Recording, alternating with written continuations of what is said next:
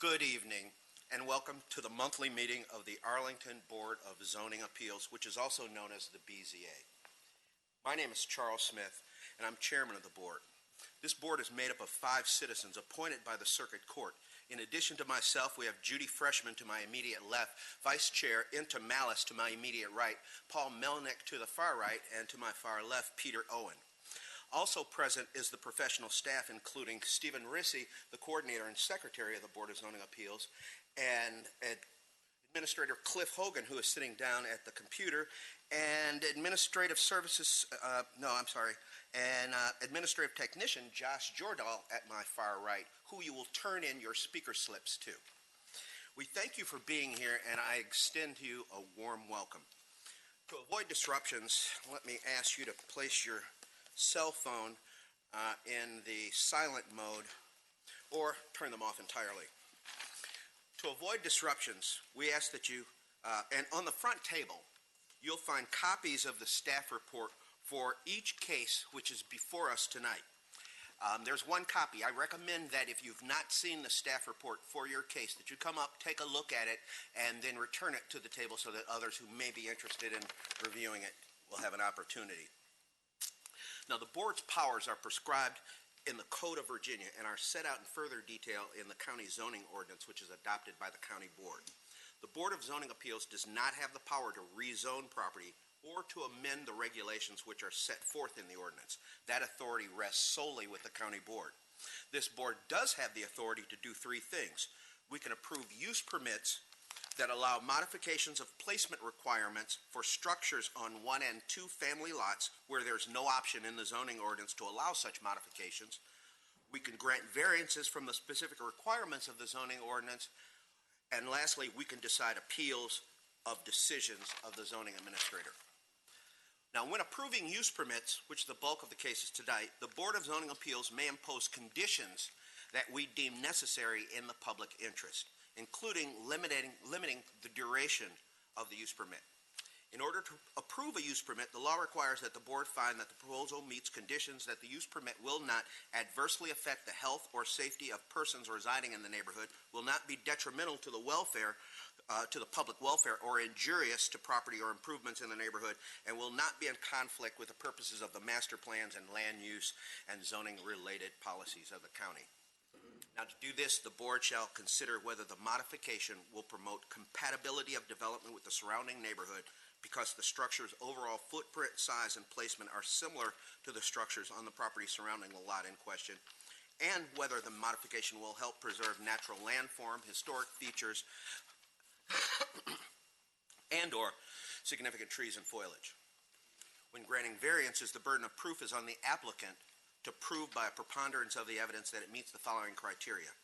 The strict application of the terms of the ordinance would unreasonably restrict the utilization of the property, or granting the variance would alleviate a hardship due to a physical condition to the property or improvements, or alleviate a hardship by granting a reasonable modification to a property or improvements thereon requested on or behalf of a person with a disability, and the property for which the variance is being requested was acquired in good faith and any hardship was not created by the applicant, and that the variance granted will not be of substantial detriment to adjacent property and nearby properties in the proximity of the geographic area, and that the condition or situation of the property concerned is not of so general or recurring nature as to make reasonably practicable the adoption of an amendment to the ordinance, and that granting the variance will not result in a use that is not otherwise permitted on the property or change the zoning classification of the property, or that the relief or remedy obtained through the variance is not available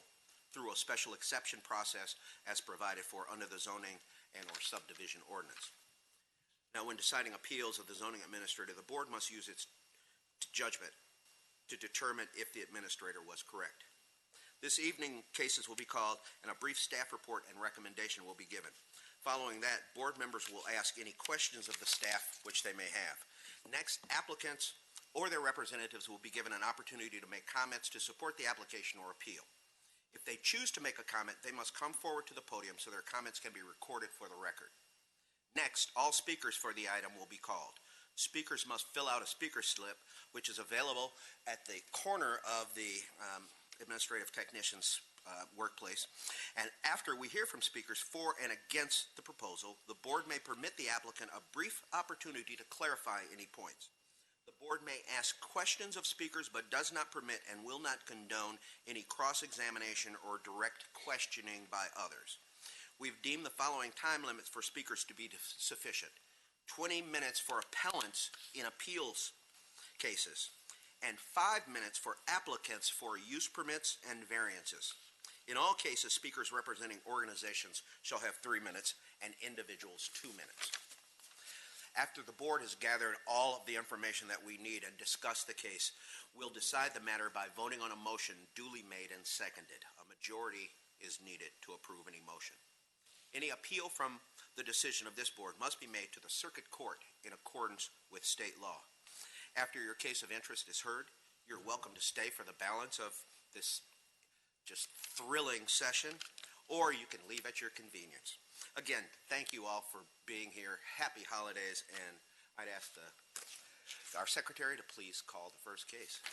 Case number V-11411-18-UP1 is a use permit request by John and Renee Newell, the owners, to permit a rear setback of 8 feet to the wall instead of 10 feet to the wall as required from the rear property line, and a setback of 18 feet to the canopy, eave, instead of 21 feet as required from the 16th Road right-of-way, and to permit an aggregate side yard of 18 feet instead of 21 feet is required in the R8 zoning district regarding a 2-story rear addition and new left side canopy on a corner lot in the R8 zoning district, premise known as 1624 North Greenbrier Street. Staff recommends the board adopt the attached proposed motion to accept the withdrawal of the use permit request per the applicant's written request. Mr. Chairman, Any questions? Mr. Owen? I move that the Board of Zoning Appeals accept the withdrawal of the use permit for the applicant's request in case V-1141118-UP-1. It's been moved by Mr. Owen and seconded by Ms. Malice. Are there any questions about this matter? If not, all in favor of the motion signify by saying aye. Aye. Aye. All opposed? The ayes have it. This matter is withdrawn. Thank you. Please call the next case.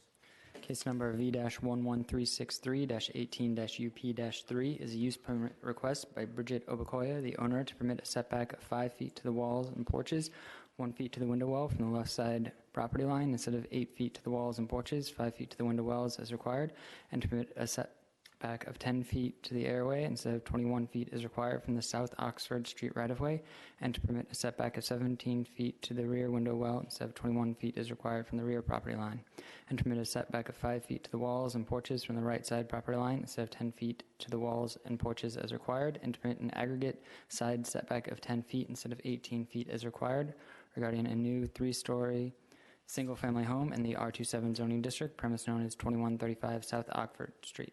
Staff recommends the board adopt the attached resolution granting the use permit request with conditions. Mr. Chairman, Thank you very much. Mr. Owen. I'd like to disclose that I'm acquainted with the applicant, Ms. Obakoya, although not in a way that would affect my objectivity.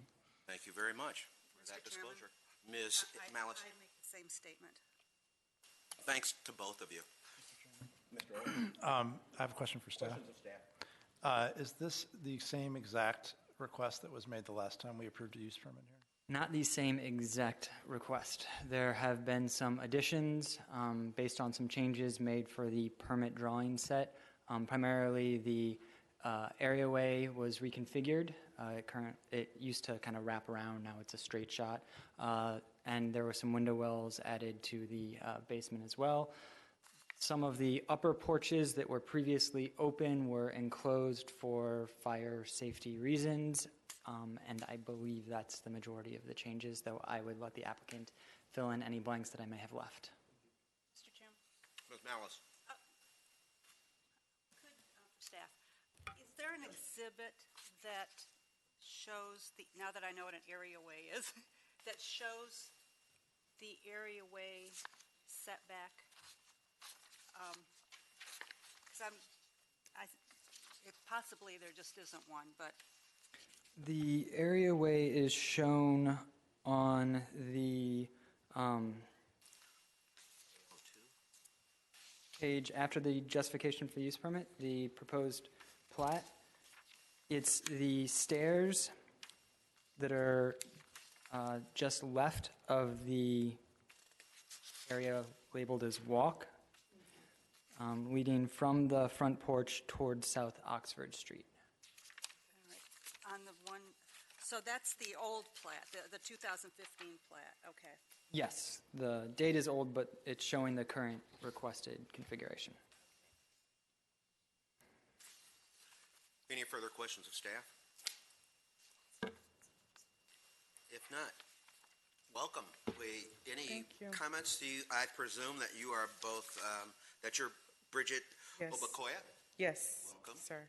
and with you is your husband? Asar Ma'at, I'm her husband. Welcome to both of you. Anything to add? Any comments to make? Yes, the reason why we're again before the board is because we had some budgetary constraints. The initial plans that were drawn were from me, and there were some oversights in terms of fire safety, and the windows were too large.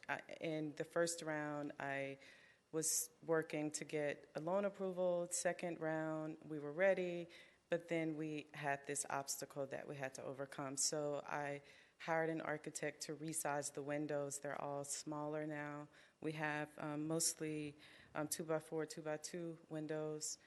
Some are grouped together, and I think they presented a much better design overall.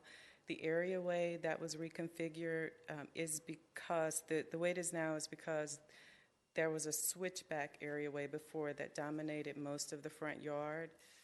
So it was about 8 feet in one direction, then it rotated and went back 8 feet in the other direction. And because the lot is so small, the architect thought that it was too overbearing and looked out of character for the neighborhood and for the house itself, the way it was configured. So I, of course, deferred to him, and we have a much better design, I think, now. So that's mainly why we're here. We also had, as Stephen mentioned, some windows that were large that we converted to hinged doors because of the cost. And because of that, they reconfigured 3 of the balconies to accommodate that. So those are the changes, but the footprint of the house is the same, and the intent is the same. Thank you very much. Any questions of the applicant? Not, I'd be happy to entertain a motion.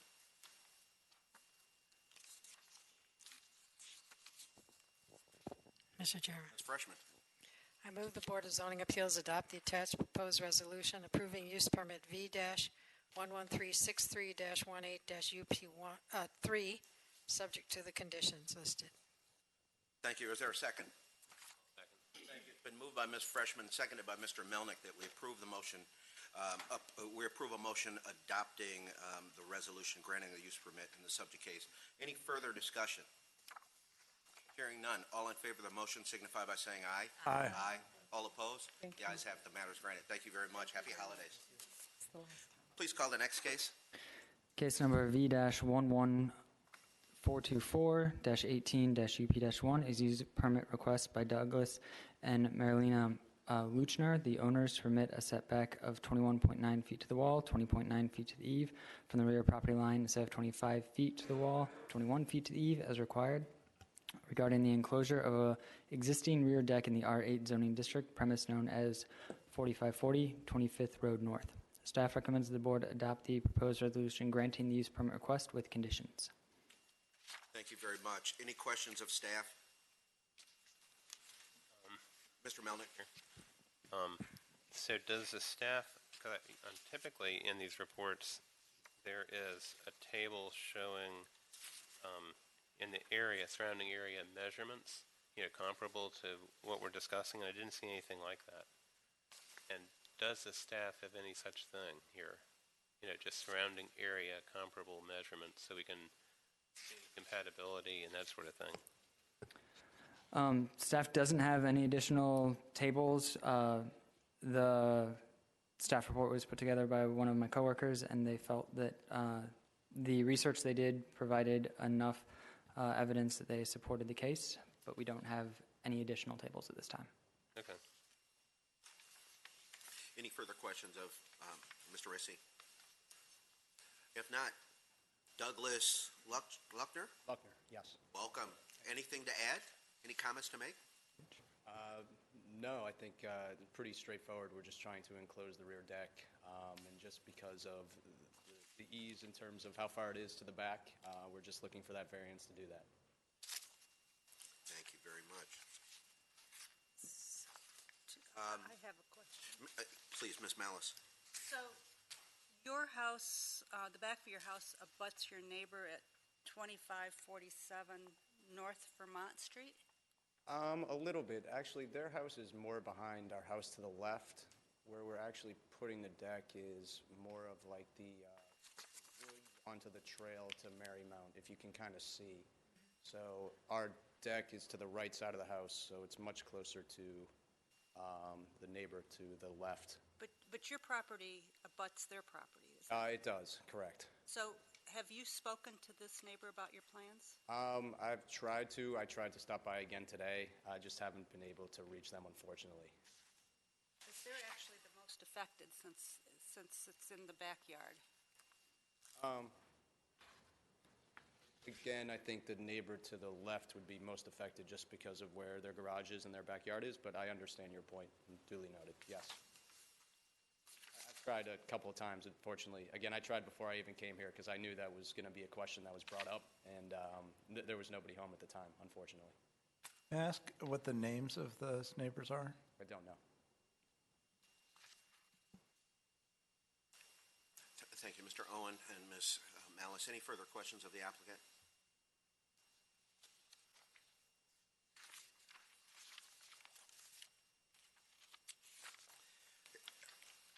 It was very helpful for you to mention that you had today made a final attempt to communicate with an abutting neighbor, because that really is important. And I think, as Ms. Malice pointed out, they and the neighbor to your right are the most directly affected. I understand. And again, I did make an effort. And while, I mean, it's, Mr. Owen's question would have evidenced some greater familiarity and, would have enhanced the report. However, I don't think it's unusual, given that that's not really a neighbor you would maybe have much communication with at all, because of their the odd kind of placement of that house behind you at the convergence of North Vermont and North Vernon. However, I think that it shouldn't go without mentioning that that's a critical part of our evaluation, what the reaction is of your adjoining neighbors. Ms. Chairman, Malice. this question for staff. This abutting neighbor would have received all the notifications Correct. all the other neighbors received. Correct. Ms. Freshman. I move the Board of Zoning Appeals adopt the attached proposed resolution approving use permit V-11424-18-UP1, subject to the conditions listed. Thank you very much. It's been moved by Ms. Freshman. Is there a second? Thank you, Mr. Melnick. It's been moved by Ms. Freshman, seconded by Mr. Melnick. Any further discussion? Mr. Chairman, Mr. Owen. I expect that this motion will pass, so I won't belabor it, but I think a deferral might have been a better choice here. I appreciate that. Both because of, missing information in the staff report, as well as questions about this rear neighbor. I appreciate that, too. Any further discussion? Hearing none. All in favor of the motion signify by saying aye. Aye. All opposed? No. By a 4-1 vote, the matter is passed. Thank you very much, and happy holidays to you. All right, thank you. Please call the next case.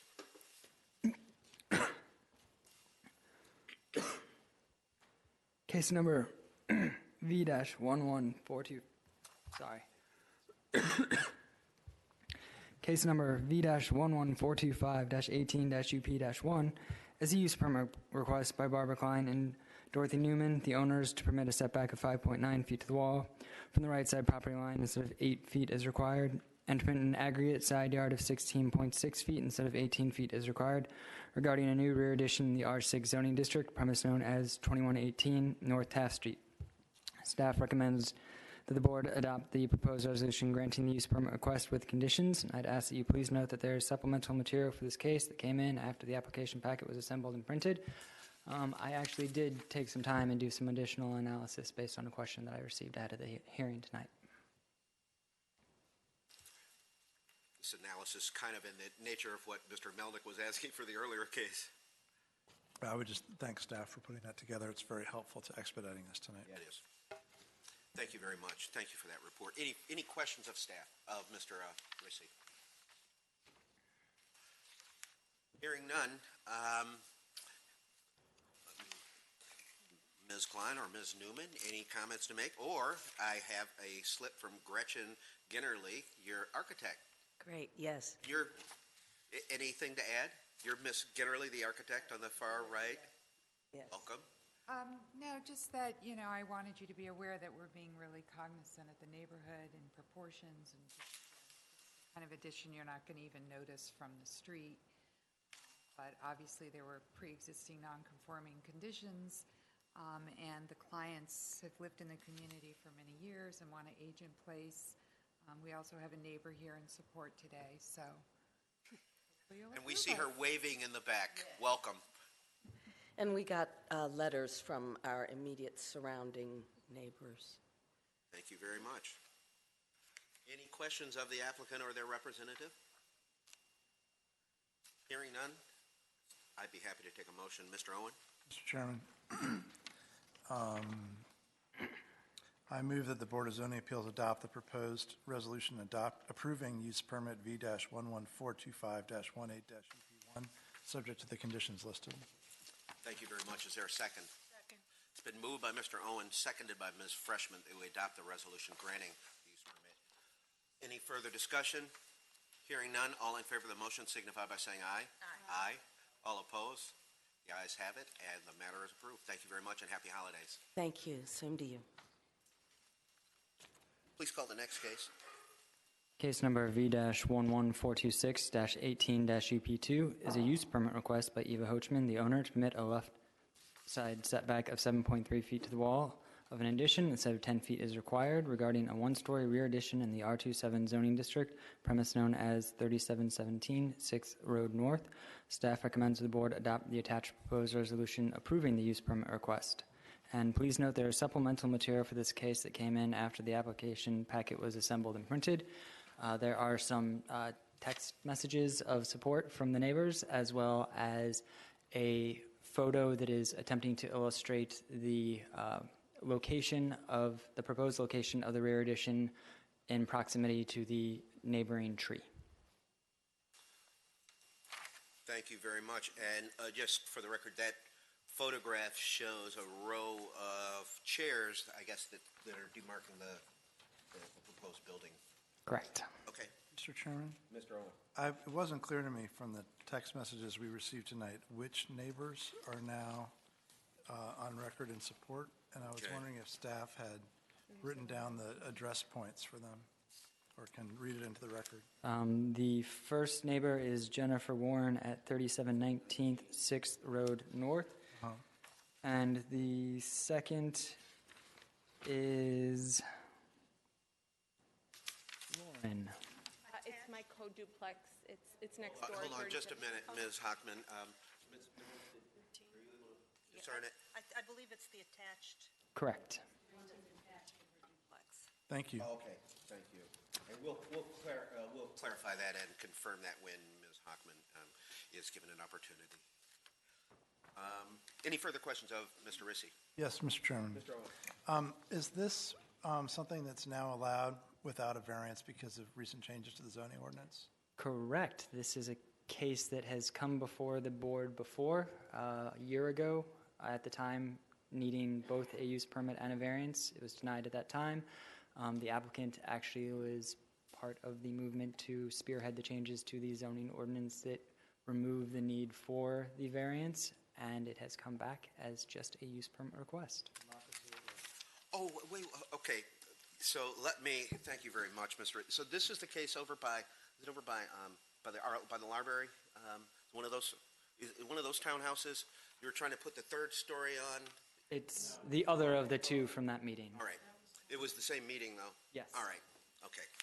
I have a vague recollection of that, but the other case I have a stronger recollection. Okay. Thank you very much. Any further questions of the staff? Before us, we have Eva Hockman. Welcome again. Thank you very much. Anything to add? You may want to clarify that issue with respect to these text messages. Yeah, please excuse me for speaking out of turn before. I was just trying to clarify. But yeah, so one of the text messages from my co-duplex owner, who also the tree is on her property. And the pictures that I sent by, I wasn't sure if the report was referencing her tree next door or if it was referencing this tiny little tree all the way in the back by my fence. So I sort of tried to take a couple pictures to show there's at least 8 feet between where my addition would end and where that tree is. And additionally, the rear setback for my addition is by right, and the tree's not on my property. So it shouldn't really be an issue. I was just trying to show that it's not on my property. Other than that, it's been a very productive year trying to change this variance law with the quirks. We had a Free the Duplex movement going on, annoying Katie Crystal every month, and I believe we reached out to you via Facebook and door-to-door. My 4-year-old thinks that going door-to-door giving out flyers is a normal thing to do rather than going to the playground. Activism, yes. So anyway, if you all don't have any questions for me, that was... Thank you very much. No, you taught her well because it is a normal thing and it's a good thing to do. Any questions of the applicant? I just think that applicant deserves some thanks for many other citizens who will benefit from this zoning law change that she and others worked to gain, and it's very commendable citizen activism. Keep it up. Yeah, Thank you very much. For you. And the chair would be happy to entertain a motion. Mr. Chairman? Ms. Malice. I move that the Board of Zoning Appeals adopt the attached proposed resolution approving use permit V11426 18-UP-2, subject to the conditions listed in the proposed resolution. Thank you very much. Is there a second? Second. Thank you. It's been moved by Ms. Malice, seconded by Ms. Freshman, that we adopt the attached resolution granting the use permit in this case. Any further discussion? Hearing none, all in favor of the motion signify by saying aye. Aye. Aye. All opposed? The ayes have it. Thank you very much and happy holidays. Holidays, thanks. Please call the next case. Case number V-11427-18-VA-3 is a variance request by Heather White and Greg Hudson, the owners, to permit a lot coverage of 44.6% instead of 43% as required for a one-family dwelling with a qualifying front porch regarding a 2-story rear addition, left side areaway, and egress window well in the R6 zoning district premise known as 128 South Barton Street. Staff recommends the board adopt the attached resolution granting the variance with conditions. Thank you very much. Any questions of Mr. Rissi? And I think he's going to point out that we got some supplemental materials that bear on some changes to the plans. Would that be correct? Supplemental material is actually for the associated use permit request that will be heard next. Mr. Chairman? Mr. Chair. Mr. Owen and then Mr. Melnick. Yes, so my question is, the staff recommendation on the associated use permit is not to completely approve the application for the use permit. And there's some discussion in the use permit application about making modifications to the plan. But the proposed resolution for the variance approval, which staff is also recommending, would require the construction of the house in accordance with the plan submitted with the variance proposal. Right. So I'm wondering about We have to meet twice on this same case if the variance were approved, because the use permit would have to be re-advertised. Right. Well, I don't know about, well, maybe. Change the language in the variance. I mean, what I was wondering about is whether or not, I didn't think about the re-advertisement question, Mr. Chairman. I was going to be a lot less dramatic than that, Okay. but I don't know if it's possible. So I'm glad you raised both of those issues because because what I was thinking of doing was just modifying the resolution to say, or you can do it in accordance with plans approved through a BZA issued use permit. Can you reverse the So I don't know if that is so different. I don't think that would be enough different from what was advertised for the variance. And given that Prior both re-advertisement. the use permit and the variance have been advertised, the public has an opportunity to go online and look at all of the details. What the public doesn't have are these proposed, this email that we received. Well, and then I think the use permit proposes to solve staff's problem by moving a window egress to the front of the house. And I don't know if that is an encroachment that would require advertisement or if that's just a change to the drawings that we could approve in the meeting. Staff feels that that's a change that you could approve in the meeting. Okay. What was requested and advertised was a greater setback, so you could always allow for a lesser setback based on what was advertised. I've heard rumorings of a possible other solution of possibly switching the order of these cases, hearing the use permit first and then just matching the language from the use permit for the variance. I don't think so. I don't think there would be a legal predicate for approving a use permit on a property that wouldn't allow for wouldn't allow for that use permit. It might make sense to hold both hearings before ruling on either case. Now that's essentially what we do usually when we go through the variance is we flesh out many of the issues and make the use permit discussion relatively simple. In this case, I think it's the reverse in terms of which one's presenting the we'll problem. just go through the details of both during the discussion of the variance with an eye toward trying to resolve it all tonight, which I'm sure would make the applicant happy, as opposed to hearing what I said, which I'm sure didn't make them very happy, but. Could I just propose an Mr. Owen. alternative? Because I think the Let's hear it. variance is sort of the bigger deal. And if it's uncontroversial, it might be helpful to sort of get that on the table. Okay. And then just proceed, and then I would just continue the ruling on the variance until we hold the hearing on the use permit. That's fine. I don't have a problem with that and I think we'll proceed in that manner. Not rule on either, but still do the ruling, variance first and then use permit. And given that they're in order, the recording will, it won't provide any problems for anyone who might want to hear this in the future. And they've heard this discussion before. So, thank you very much, Mr. Rissy, and thank you, Mr. Owen. We have before us Gregory Hudson and Heather White. Welcome. Actually, Mr. Chair. Mr. Melnick, I'm sorry. I did acknowledge it. Yeah, okay. I have a couple questions of staff if I could real fast. Okay, so how many other shared driveways are in the area? Does the staff know that? Because I know that's something that appeared to make this property unique.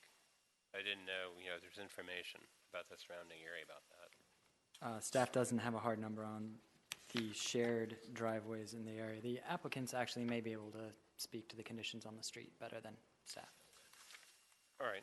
So then the next question I had of staff was, is the deck included in the coverage percentage? The deck is not. The deck's under 4 feet, which means it does not get counted in the coverage. Okay. Thank you. Thank you very much. Any further questions of Mr. Rissy? Okay, now either Gregory Hudson or Heather White. Welcome. You might want to first address the question with respect to shared driveways and your knowledge in the neighborhood. Regarding the shared driveways, it's my understanding that originally most of them were shared, but as ownership changed, some were able to re-proportion their driveway, take out some of the driveway, put some yard in, and maybe modify the size. So I believe 1 or 2 of the driveways now may no longer be shared. Okay. And I think our neighbors, A number of others which are on your block. on that particular street, on South Barton Street, there's a row of houses like ours that are almost identical. Okay. Okay.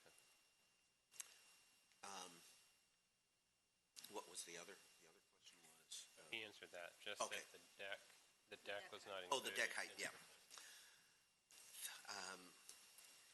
Okay, and the percentage, how many square feet is this actually? It's 1.6%. Let's see, what's the total square footage? 44, 47, so 4 feet, less than 4, a little more than, probably So 3, it's 1.6. 3 and 3 by 3 maybe, not 9 square feet. 3, maybe not even 6 square. It's very small.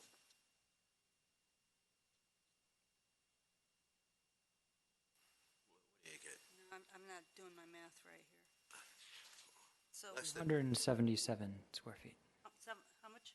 277? 277.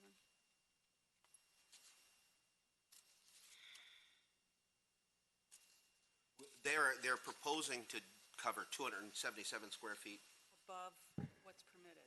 above what's permitted. At 1.6%, let's see. Yeah, I guess it would be. Yes, it would be. Okay. All right. So if the window well issue goes away, what does that then change this to?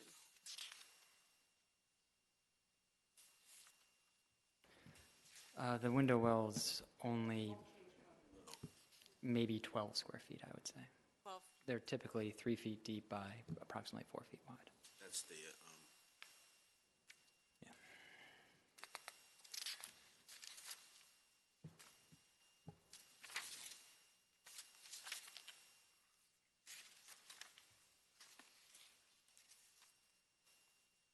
all right, well, I'd be happy to take a motion on this if there's no further discussion or any more questions of the applicant.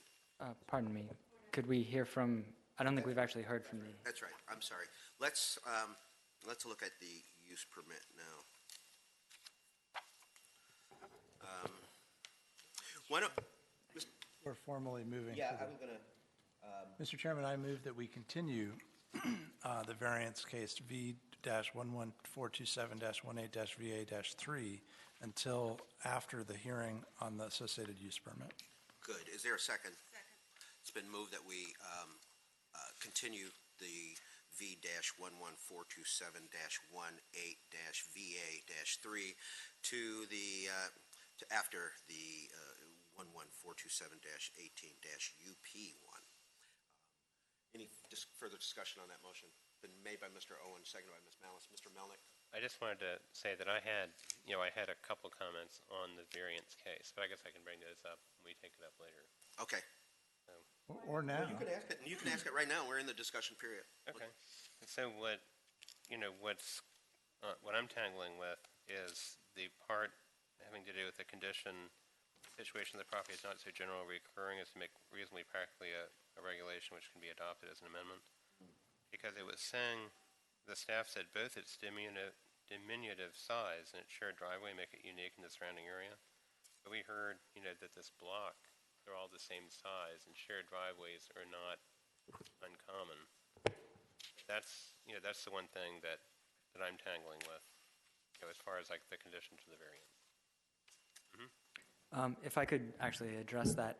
Our position is that while it is not necessarily unique for the 8 houses on this street, this particular block is pretty unique in the neighborhood. The fact that all of these houses seem to have been built at the exact same time, in the exact same condition with these small lots and shared driveways, make them unique in the surrounding area where more common R6 lots are more available. Mr. Chair, I think Rissy. we haven't actually given the applicants their 5 minutes to address you yet, so I just want to... Give them more than 5 minutes because they have 2 cases. Time constraints aren't going to be an issue, I don't think. Oh, you will, I'll certainly give them an opportunity to chime in any time, even now. Well, And this probably sounds very confusing in terms of our process. It's that the issues are so intertwined that we can't really separate them out. I understand. We love our house and we love the neighborhood of Penrose. And the house appears to be quite a unique placement on a smaller plat. And I know that there were also some changes to zoning maybe in 1950. And we've also learned from our neighbor across the street, Joanne Johnson, who grew up in Penrose, that First Road South wasn't always there either, that was built fairly recently, according to her lifespan. And so we're trying very hard to maintain the facade, the front view of the houses. As we understand, they were built as officers' quarters in 1944 for Fort Myer. So the work that we're really trying to focus on, where we're trying to gain room, is in the back, in the rear of the property. And we've been careful not to go wider or taller than the existing structure. And as we've come to learn, taking into account the 25-foot setback, 3/4 of our house is over that setback, which severely limits anything that we might be able to do. And we also understand that there's a use permit, and there's some concern about the window well, to which I submitted a picture today where we could move that to the front if it helps. Got you. Okay. Mr. Chairman? I'll just comment in response to Mr. Melnick and Mr. Rissy's observations. My view is that the correct denominator for out of how many is this unique is the county. So if there were 40 blocks like this block in the county, then to me that would be enough, to make that the county could develop a generally applicable rule that applies to all the many dozens of, blocks.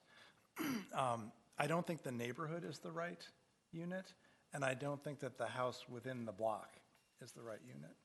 And in terms of the scale, I think I mentioned this just speaking for myself.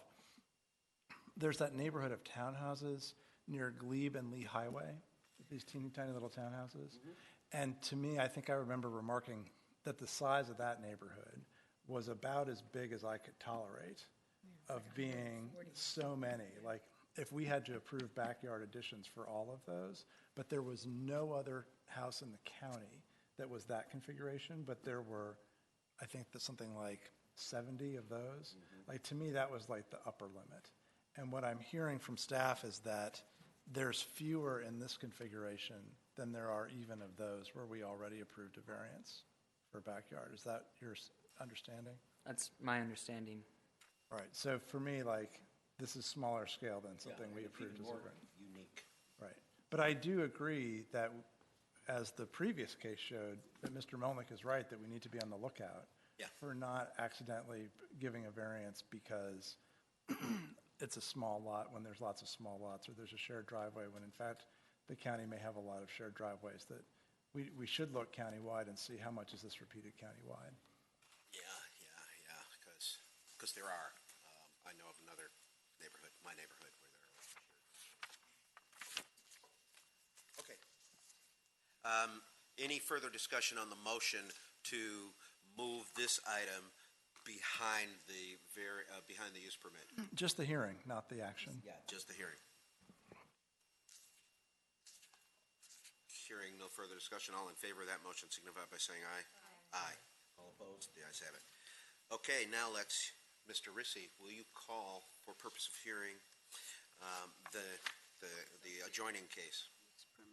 Case number V-11427-18-UP-1 is a use permit request by Heather White and Greg Hudson, the owners, to permit a setback of 4 feet to the window well and area away from the First Road South right-of-way instead of 21 feet as required, and to permit a setback of 7.7 feet to the wall of a rear addition, 6.7 feet to the rear eave from the First Road South right-of-way instead of 25 feet to the wall, 21 feet to the eave as required, and to permit a setback of 7.7 feet to the deck from the First Road South right-of-way instead of 21 feet as required, and to permit a setback of 7.7 feet to the wall of the rear addition, 6.7 feet to the eve from the right side property line, instead of 8 feet as required, and to permit an aggregate side setback of 14.4 feet instead of 18 feet as required, and to permit a separation of 6.3 feet behind the main building and a storage shed instead of 8 feet as required, regarding a 2-story rear addition, left side areaway, and egress window well in the R6 zoning district, premise known as 128 South Barton Street.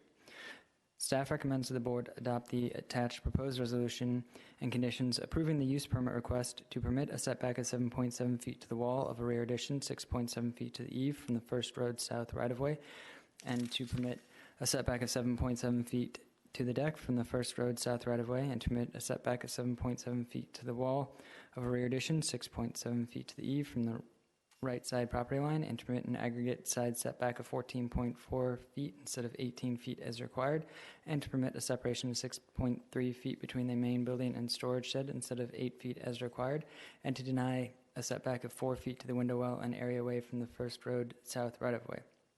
2 additional proposed resolutions have been provided if the BZA should decide to approve the request with modification or as advertised. Thank you very much. Questions, Mr. Rissy, Ms. Freshman? So the applicant has referenced the window well that you want to deny, you're recommending denial for, and has suggested moving it to the front. Does that work for you? One of the 2 proposed resolutions for staff had a approval of 7.7 feet, so if they moved it to the front, it would meet that approval. And it's okay in the front. I'm just checking to make sure that of all of the choices we have, that one of them might actually work, and that staff agrees with that suggestion. Because I'm assuming that the applicant raised it since that was the only part of the application that you're recommending for denial. Yes, staff believes that the approval at 7.7 feet would allow for the window well to be moved to the front without issue. Which is alternative 1? Yes. Let me confirm. Thank you.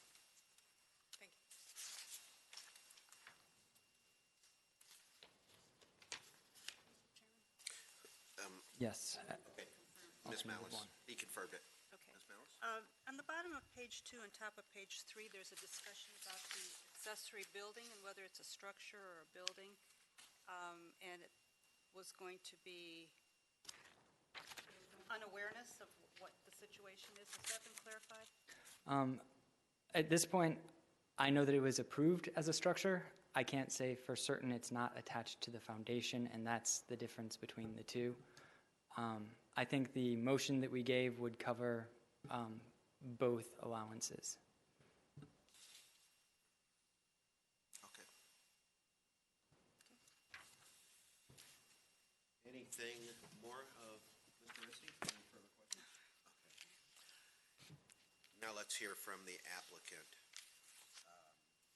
Mr. Chairman, I can't remember. Did Mr. Rissy identify the supplemental material? I did not identify. There is supplemental material that came in for this case after the application packet was assembled and printed. It is an email from the applicant responding to a couple of questions that were raised ahead of the hearing. It is a proposed plat that for this property that shows the placement of the road bed in relation to the property line. There's additionally a plat for a property also on South Barton Street that has a similar-ish condition with a cellar entrance that is close to a road right-of-way. That is the proposed, that's for the subject property showing the location of the road right-of-way. Yes, the 8.5 by 14 is the other property. And I think that's all.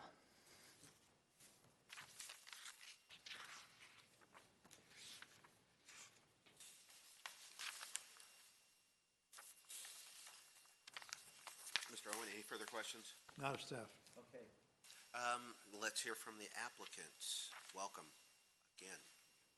I don't remember 2002 at all. I didn't know you were. I'm the only one who was here then, but I hope it was and let me say for the public that variance and use permit, this is a complex case because we have to go through both of them. The variance it deals with the lot coverage, while the use permit deals with side yard setbacks. And so that's why they're bifurcated for the purpose of the audience that may be confused by this. Okay. We've got your email. And is there a foundation on that, the structure in the back? Shed, it's a storage shed. No, and it could also be moved back. Okay. We've got a lot of space between it and the back fence, and we could move it back so that it's within. But it's not on a foundation, so that kind of answers that. Go ahead. Are there any questions? Yeah, or you could make a statement, or, if you're ready for questions, I don't know if there are any that are ready for you yet. We can offer a brief statement. Let's. As designed and proposed, we placed them where we did, not knowing if we'd be able to move them in front, but that corner is a proposed bedroom, and there's an existing window well facing First Road south that we thought would be ideal to just carve down for the window well, so it was proposed there. But it could be moved around to the front if granted, and it would also serve to keep that area a bedroom. And the areaway could, if you request it, be moved to the back. We'd prefer to put it on the side of the house because we have this shared driveway, and so I often park on the road, and it would be nice to have the entrance to the house on the side of the road where we park. So that was one of the preferences for placing it there.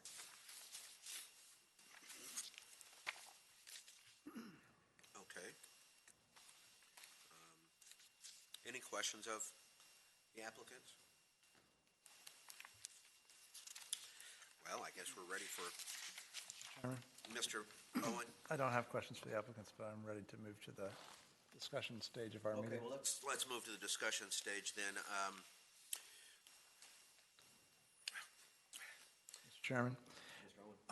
So I basically go with staff on this one. I think that we don't really know what the final configuration of First Road will be.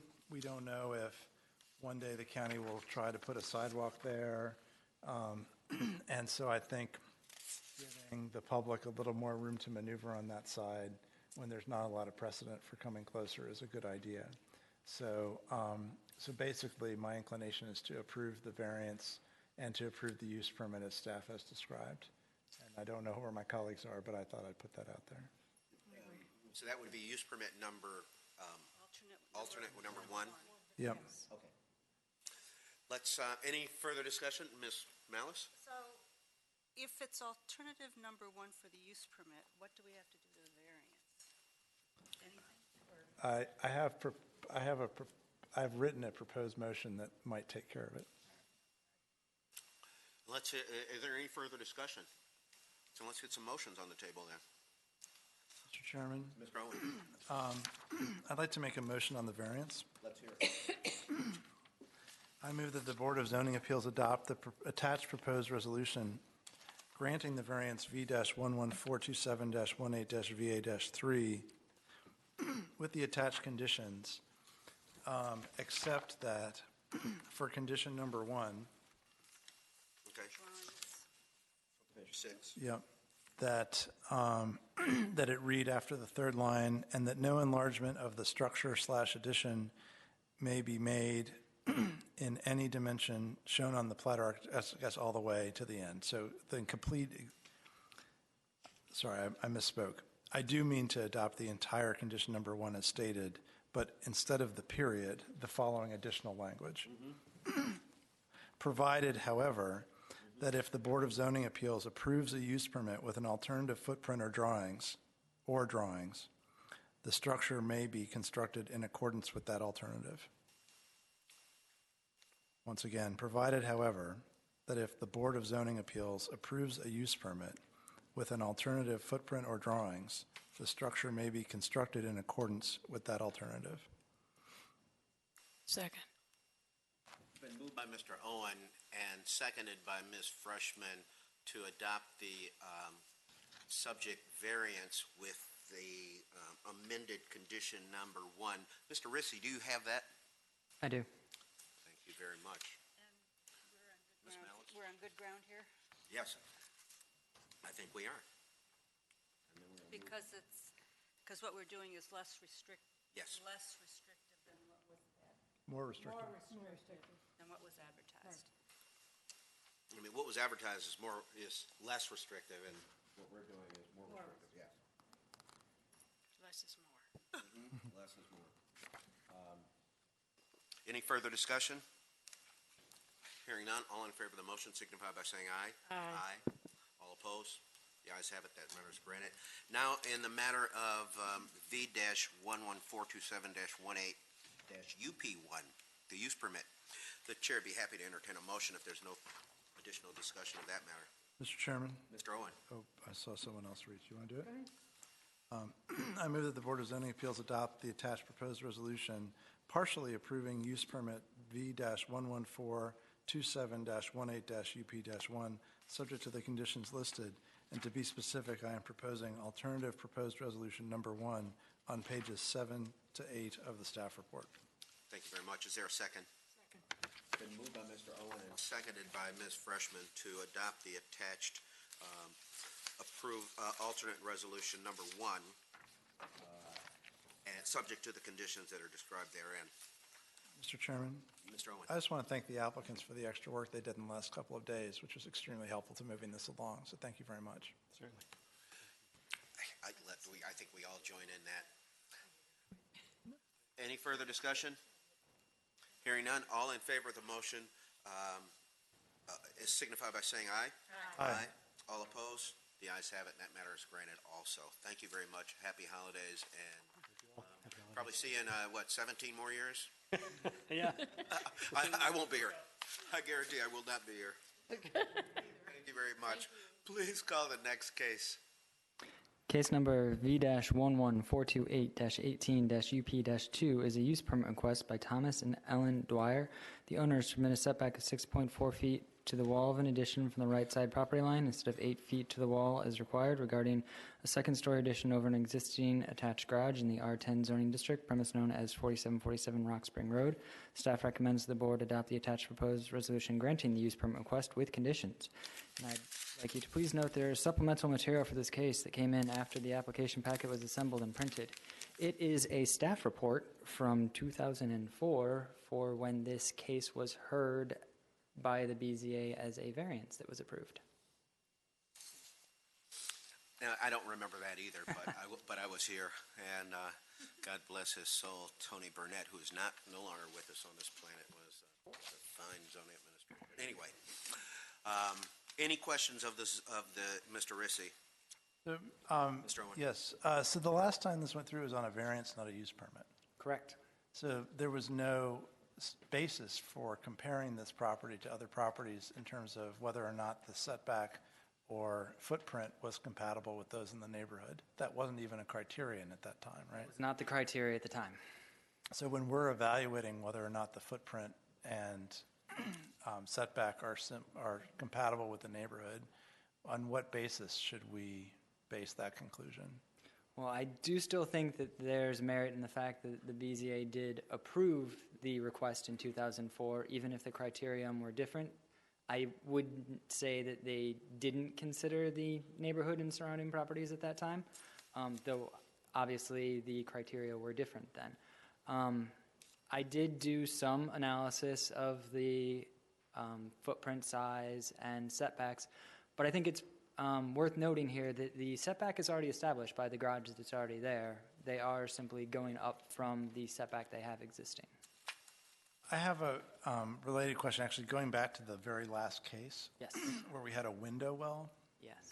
When you were evaluating nearby properties and their setbacks from streets, were you noting whether or not that was for window wells or garage, one-story garage additions or two-story home additions, or do you treat window well encroachments and one-story and two-story encroachments all as if they were the same thing? We do not treat them if they're the same thing. We do often make note of what the setback is too in the tables that we provide you. In the case of the other property in the neighborhood here, it's to the dwelling itself. I wouldn't try and equate a window well with a two-story addition for you. All right. Well, so where do you draw the line? One-story and two-story are the same, but one-story and window well are not? Like, I would draw the line at the structure itself. If it's to the wall of the building, it's to the wall of the building. It may be one story, it may be two-story, but it's the wall of the building. 8-foot wall and a 35-foot wall are in the same bucket, but a The wall same and something portion. that's not a wall is not in the same They bucket. have the same setback, I would point out. Okay, thank you. Thank you. Any further questions of Mr. Issy? Welcome, Mr. Dwyer. Thank you. I don't recall this case from 2004, though when I saw the picture, though, it does look familiar. Anything to add? You know, if it makes you feel better, our architect's the same, the builder's the same, my wife is still the same, and none of them remembered it either. But the neighboring house is gone. Mr. Owen. I don't want to interrupt the applicant if he has a presentation. I do not. I just here to answer questions. Is it true that both of your rear neighbors are the same owner? They are now. The house that's right there closest to us no longer exists. It's been knocked down. Oh, well, hold on. Thank you. And the golf course is right, the country club is right across the street from you. You can see on the photo. Now I recall the case. I don't recall from 2004, but I recall another case, neighbor, your former neighbor. So your one backdoor neighbor bought the property for the other backdoor neighbor? If we could have, we would have bought it. We didn't have quite those resources. Do you know what they're doing on that property? Okay, this is hearsay, what they have told me, and it's evolved a little bit. Their plan is they have knocked down the house, and their plan was to just landscape it, add a little bit of parking for themselves there, and then in a few years, the husband and wife there feel like the house that they built on the other side of us is a little larger than they really need, and they're thinking about building a smaller house. They haven't really decided yet, but I can say that it's absolutely beautiful, their property now, because they're going to landscape it and put trees and everything in. It's just off the charts nice. Yeah. So you probably weren't in favor of the circular drive either. I think your wife spoke to that issue more than once. She did several times. It was an unfortunate situation. Yeah. Okay. Well, thanks for bringing that back. For those who are, we've been involved in this area, with properties coming before us over a long period of time. I think it may have even gone to the circuit court.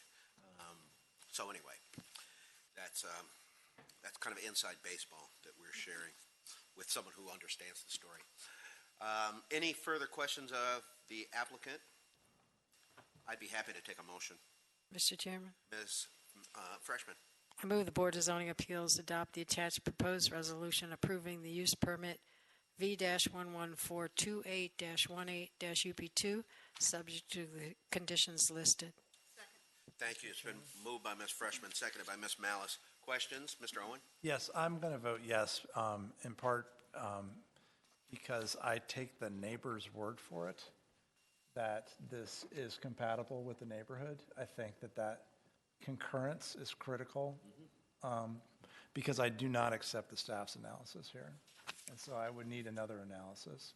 And so the fact that this is an unusually configured lot, I did personally visit, as I know some of my colleagues did, familiar with the neighborhood. And so with the combination of personal observation plus, most importantly in this case, the adjacent rear neighbor, which we have on this case, which we didn't have on the previous case, who is also in a good position to evaluate compatibility and is saying that it's compatible and not harmful, that makes me, pulls me over the edge. But I don't really subscribe to the analysis that staff has given, that all walls are the same, and that the fact that we approved a variance means use permit criteria are met.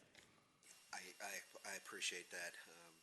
Thank you very much. Any further questions, any further discussion?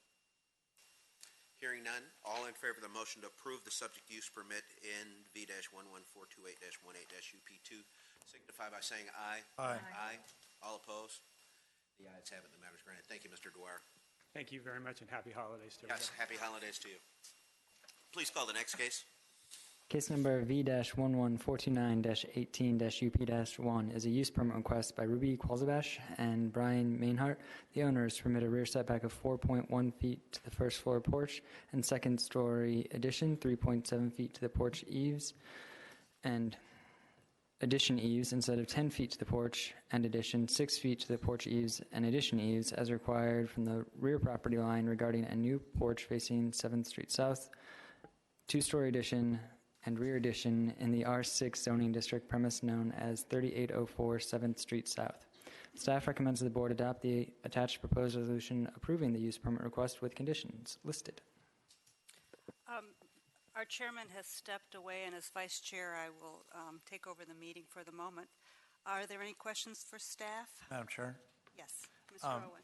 Do I correctly understand that part of what's driving the further encroachment into the corner of this parcel is a desire to preserve a significant tree? Yes. And that preserving significant trees and foliage is one of the one of the ordinance's specific criteria for our consideration, right? Correct. Okay. And did you take that into consideration as well? Yes. Great. Thank you. Are there any other questions of staff? Let's hear from the applicants. Welcome. Thank you.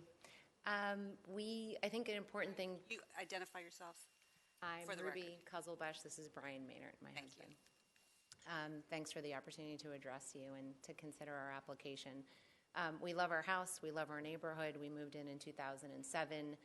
We lost 3 big, beautiful trees, but we gained the sidewalk that you see within the first year that we moved into the house. It's really important to us to maintain the one large tree that we still have. We did meet with an Arlington County tree steward and hired a master arborist to come and assess the health of all the trees on the lot. That one is a really mature red maple that we'd really like to preserve, and it's been deemed in good health. That's the tree. The kid swings on it. Kids are here. And so basically we're trying to just expand a little bit and get some additional living space out of the top floor. It's right now a 1.5 story. We'd like to get a full second story out of it. The kids share a bedroom. It would enable us to get 3 bedrooms out of the second floor. We feel like what we're building really fits the look and feel of the neighborhood. We have full support of all of our neighbors, probably most importantly of our 2 neighbors that we share property lines with. So we feel like this is really well positioned and look forward to building this and hopefully get your approval to do that. Any questions of the applicant? No, I'm prepared to make a motion. Mr. Melnick? Okay. And so in case V-1142918-UP1, I move that the Arlington County Board of Zoning Appeals adopt the attached proposed resolution approving the use permit with the conditions listed. Is there a second? Second. The motion has been made and seconded. Any discussion? All in favor of the motion signify by saying aye. Aye. Opposed? Motion carries 5-0. Oh, excuse me. Mr. Smith was not voting, so 4-0. Thank you. Enjoy your holidays. Thank you very much. You as well. Mr. Rissy, would you call the next item? Case number V-11430-18-UP-1 is a use permit request by Steve Geiger and Jane Hopkins. The owners submit a setback of 6.3 feet to the wall, 5.8 feet to the eave instead of 8 feet to the wall, 5 feet to the eave as required from the left side property line, and permit a setback of 4.4 feet to the steps from the left side property line instead of 5 feet as required, and to permit a setback of 23.9 feet to the enclosure of an existing portion of the screen porch and 20 feet to the window well from the second road north right-of-way instead of 25 feet to the wall, 21 feet to the window well as required regarding a 2-story rear addition, including new left side 1-story pantry expansion, new steps, window well, and other by right additions in the R6 zoning district, premise known as 214 North Edgewood Street. Staff recommends the board adopt the attached proposed resolution approving the use permit request with the conditions listed. Thank you, Mr. Rissy. Are there any questions of staff? Would like to hear from the applicant? I really have nothing to add. Are you Mr. Geiger? Mr. Geiger, yes. Okay. All right. Any questions for Mr. Geiger? Madam Chair? Yes. Mr. Owen? So it's unusual for us to get use permit requests while construction is already underway, and I'm wondering if you could elaborate a little bit more on the circumstances that led to you picking the moment to make this request. Like what's happening on the property that's prompting you to want to do things this way? Well, there's really two things going on. On the side of the house where you see the picture right now, we are putting an extension of the porch out. And it was just going to be a slab porch. But we thought, geez, we're just putting this porch out. We're digging footers down. Why don't we make that a room underneath? It just makes sense. It goes from a 3-bedroom to a 4-bedroom house and really doesn't change the footprint from the road. Well, in order to do that, now that it's a living space rather than the porch, we need that set aside over there. So that was kind of a late addition that came in. On the other side of the house, we have that pantry, which does fit the set aside, but the problem with the pantry is it's fine, but it's narrow. So you kind of have to sidle in sideways, rather than walk in. And if you look at that side of the house, the original footprint of the house has a bathroom built in that actually encroaches upon what would now be the set aside. All we want to do is bring that pantry out pretty level with what's existing there right now. And so that's the only change. The only neighbors that it would really affect were the people on that side. They're in full support of what we're doing. So in terms of timing, you started construction with one set of plans and then changed your plans? Yes. And then when you changed your plans, you realized you had to come to staff? Well, we discussed this with our architect. We had the set of plans up, and we had kind of finalized our plans, and we had contracted with the contractor to build the house. Before the construction started, we put this use permit in place, but because of timing, it just so happens we have the hearing after construction started. I see. Okay. All right, so are there any questions of the applicant?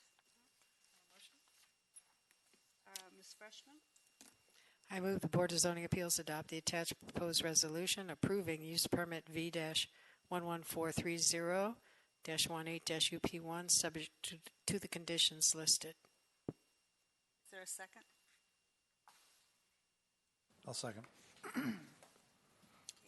motion was made by Ms. Freshman, seconded by Mr. Owen. Is there any discussion on the motion? If we're ready for a vote, all those in favor of the motion signify by saying aye. Aye.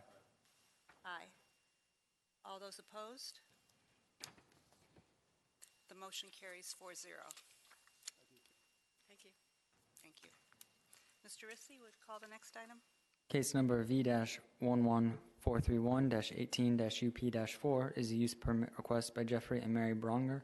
The owners permit a setback of 18.5 feet to the wall, 18.2 feet to the eave, instead of 25 feet to the wall, 21 feet to the eave, as required from the rear property line, regarding a second-story addition over previously BZA approved one-story addition in the R6 zoning district, premise known as 2633 North Quantico Street. Staff recommends that the board adopt the attached resolution granting the subject use permit with conditions. Thank you, Mr. Rissy. Are there any questions of staff? Madam Chair, I just, not for staff necessarily, but for you, are there any speakers on this item other than the applicants?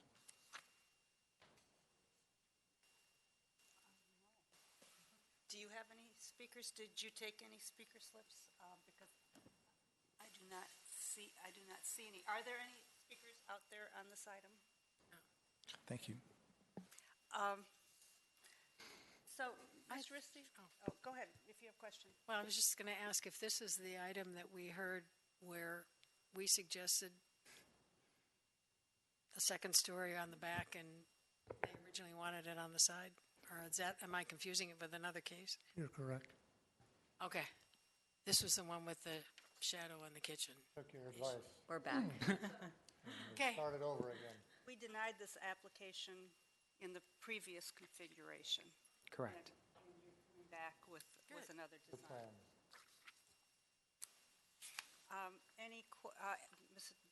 You are Jeffrey and Mary Browner? Sure. Anything you would like to say for the record? No, so I think the staff report covers it, so if you have any questions. All right. Mr. Melnick? Yes, I have a question. See, I noticed that there are neighbor comments from all the surrounding neighbors except 2637, and they're on the corner of Quantico Street and 26th Road North. That's the lady. So Which can you tell me Oh, which one it's- you're talking about? Are you talking on the left of my house?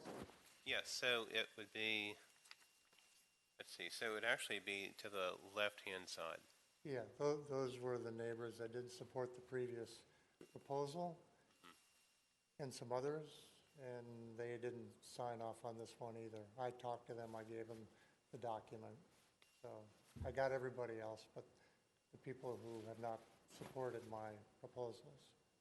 Were there, Behind us signed off, and we're looking to do the same as what the neighbors have, but we won't be encroaching as far toward the back as our neighbors behind us have. They came to the last hearing yeah. Yes, and they were, and spoke on they didn't support the, second. one of the others, and they didn't sign off on this one, but they didn't protest, I guess, this time. Mr. Owen? Mr. Rissy, did those neighbors only come speak at the hearing last time, or did they also submit an email or some kind of writing to oppose?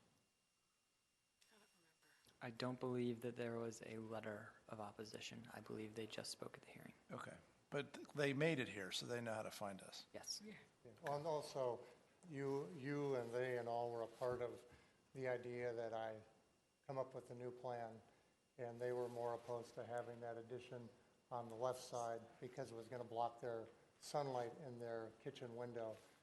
This is just putting something on the back, which is not as close to the property line, but it's closer to the neighbors behind us who have the similar two-story addition towering over our backyard. Okay. Any other questions of the applicant or any further discussion? I'll entertain a motion. Mr. Chairman, I move the Board of Zoning Appeals adopt the attached proposed resolution approving the use permit V-11431-18-UP4, subject to the conditions listed. Is there a second? I'll second. The motion has been made by Ms. Freshman, seconded by Mr. Melnick. Any further discussion? All in favor of the motion signify by saying aye. Aye. Opposed? Oh, sorry, I meant to be an aye. And did you, To be an aye. you're an aye, okay. And Mr. Smith has rejoined us and is abstaining since he wasn't here for the discussion. The motion carries 4-0. You're Thank done. you. Thank you.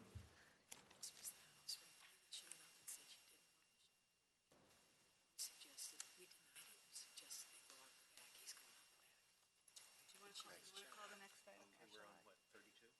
I can do that. 32. Yeah. Call the next item, Mr. Rissy.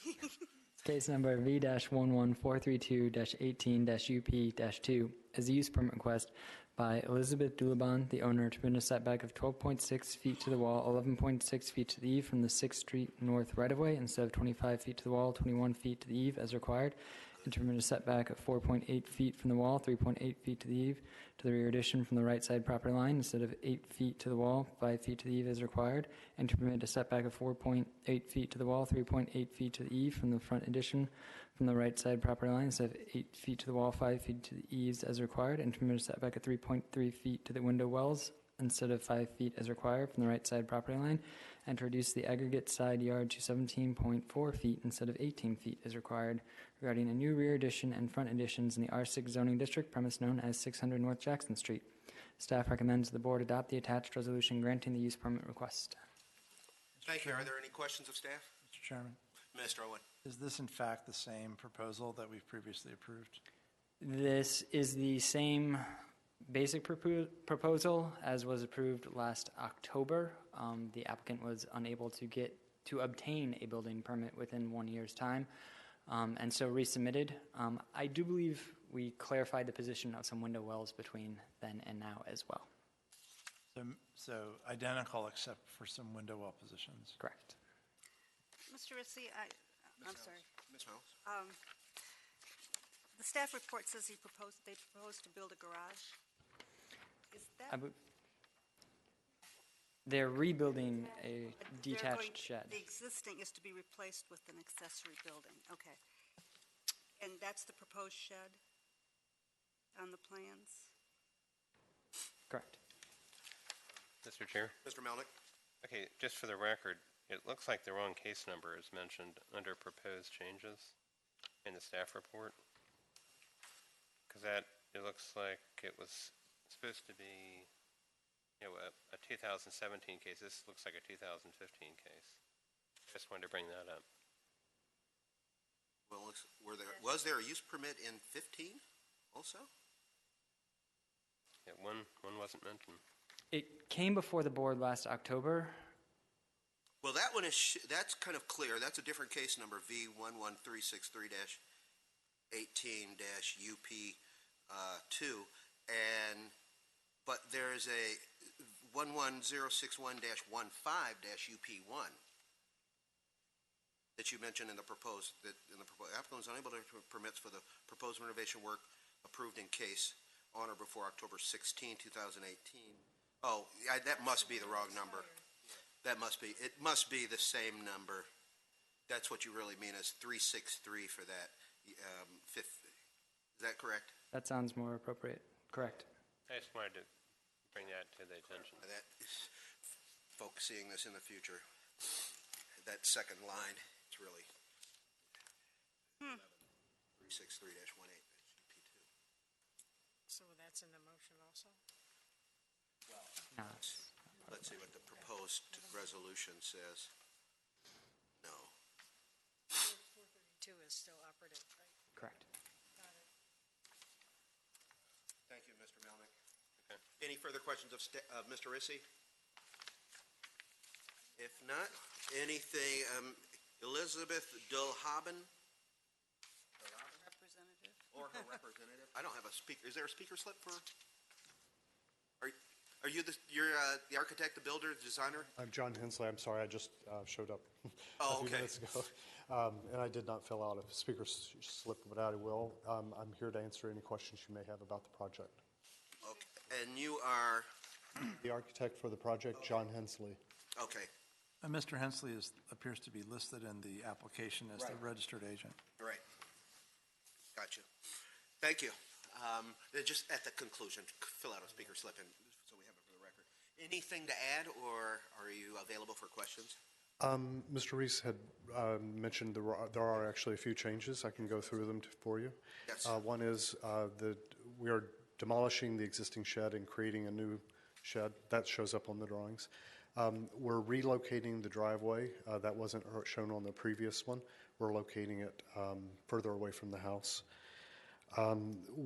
During this process, the civil engineer was hired and found a 0.2-foot discrepancy in the surveys along there. So this represents the most accurate survey to date, the 4.8 feet from the north property line rather than the 5 that was shown in the previous. We have slightly changed the proportions of the areaway at the west side to work with an internal layout. We slightly revised the roof slope to be slightly steeper. And one thing is that the north wall, as you can tell, what we're really doing is using as much of the existing foundation as possible. The construction of the house, which you see in that photograph there, actually disrupted the structural, the wall's cracked. It's a terracotta wall. It was starting to crack. So in this design, we're calling for that to be a new 8-inch new concrete wall. So those are all the changes. Everything else is pretty much the same. It appears you went out and got fresh neighbor approvals of the new design. We did, yes. Remarkable. Thank you very much. Well, critical, I would say. Sometimes people submit similar applications and don't do that, and it's unhelpful to us. And they're either new neighbors or the neighbors have changed their mind because, for a variety of reasons, but that is really common to see no new effort at outreach when this happens. Any questions of the applicant's representative? If not, I'd be happy to entertain a motion. Ms. Freshman.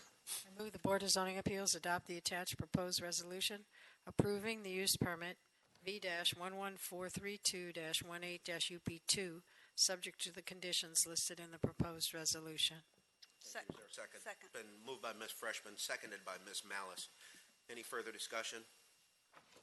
Hearing none. All in favor of the motion signify by saying aye. Aye.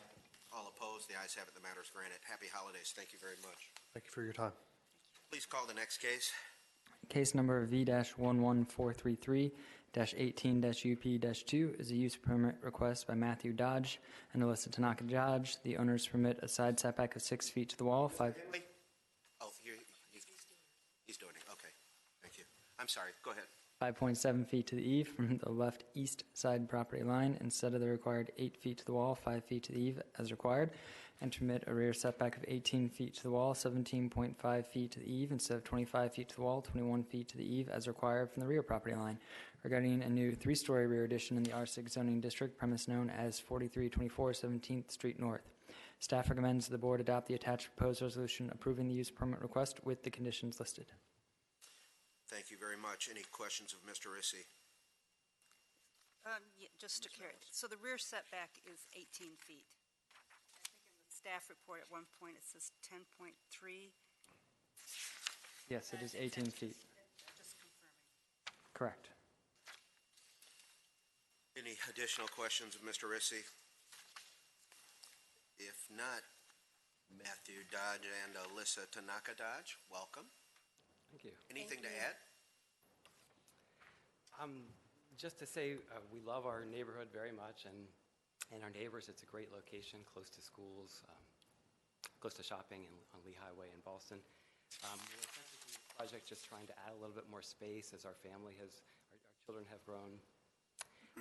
Specifically a larger kitchen, a second bathroom on the floor where all of our bedrooms are, and a family room for entertaining guests. There's not really a good gathering place in the home right now. We engaged Wynn Design and Build to design a design for us that we feel fits very well with the colonial style of the home and is similar in terms of scope with other additions that have been completed in the neighborhood. And we're happy that the neighbors directly to the east and west of our property and also across the street have given us letters of support indicating they're comfortable with our moving forward with this project. Thank you very much. Any questions of the applicant? Mr. Chairman? Mr. Owen? On the plat, which is in the staff report on the page directly after your letter, the one with the red hatch marks showing your rear addition and the yellow writing, or the yellow highlighted writing. This is an architect's drawing. Sam Watson Land Survey Incorporated. The 18-foot rear setback is shown to a place called Lot 22. And is Lot 22 the same as the property 1621 North Utah Street? Yeah, I think that. Oh, that's you live there. So there's people in the audience from there. Mr. Chairman, do we have any speakers for this item? We do have a speaker from 1621 North Utah Street. Oh, well, then I'll withhold my further questions until I hear from them. Anything else to add? Okay, well, you might want to stay in that first row. Okay. And we'll hear from Donald Martin of 1621 North Utah Street, who has signed up to speak against the application. Welcome. Welcome. Thank you for this time to speak to you. I apologize in advance. We didn't realize we should have submitted something in writing. We just read you. Not necessary. Okay. All right. As two of your board members have picked up, we were really confused when we got all the correspondence from our neighbors about how they were measuring the setback. Because the way I measure the setback, and according to county rules, it's a perpendicular line from the nearest corner. It's about 15 feet to our rear lot. And pretty much the whole 15-foot western addition is inside the R6 25 feet, which for us with a small yard, it's a significant impact having a 3-story building with 9 windows within 12 feet of our backyard. It severely impacts our privacy, as well as we have a really unique little valley. I don't know if you can really see it in the picture, but we have a buried storm drain in there, and all those yards actually drain into a V, and that addition is also going to affect how the water runs down their side yard into our yard. I mean, we're just really unclear about the measurements because everything we read says it's the closest corner to the back fence. There's one weird little 2-foot section, but even then, if you ignore that little 2-foot that's kind of between the side yard and the backyard, we think this is well inside our 625 feet. And, you know, from our perspective, it doesn't really affect either neighbor, but it directly affects our whole backyard. Thank you very much. You said you have a small lot. What is the square footage of your lot? I'm sorry, we don't know that. You don't? No, not off the top of my head. I think it's like 0.2 of an acre. Oh, you think it's 0.2? Or 1/5 of an acre, you think? No, That would be a little large. That'd be large. Okay, I don't know. I'm sorry. We've lived there for 20 years. They're 1/8 of an acre usually. Okay, probably. I'm sorry, we couldn't find our original. Because I asked that because their lot is substandard in size. It's only 5,015 square feet, and I can't tell what the dimensions are because you mentioned the swale area and the that heavily wooded area that we see in the photograph directly behind your house. Your house is the second one, correct? Yes. Not the first one? Right, the second one, yes. Yeah, yours is the bigger one. You look like you have a dormer on the 3rd floor. Yeah, kind of, yes. Correct? Yeah. And just full disclosure, we did an addition in 2003, 2004, and we were told that no uncertain terms, even though we have a trapezoidal yard, we could not come within 25 feet of that fence. And we are 27 feet away from that you fence. didn't come before the BZA to ask for some... We came back 7 feet and stayed within, the 25 feet R6 zoning. Okay. Mr. Chairman. Thank you. Mr. Owen. Do you have any questions? I actually have a question for staff. Okay. Thank you very much. Appreciate your coming. I'm just now realizing this is an issue, and so I'm wondering, does staff agree that this is a 5-sided lot? How many sides does this lot have?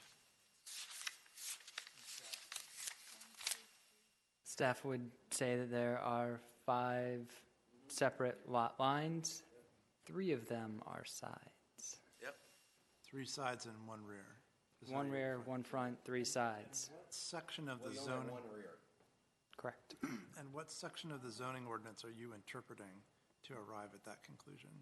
Can you point us to the section number so that we can reread it and refresh our recollection? I believe we are using the definition of the lot line rear.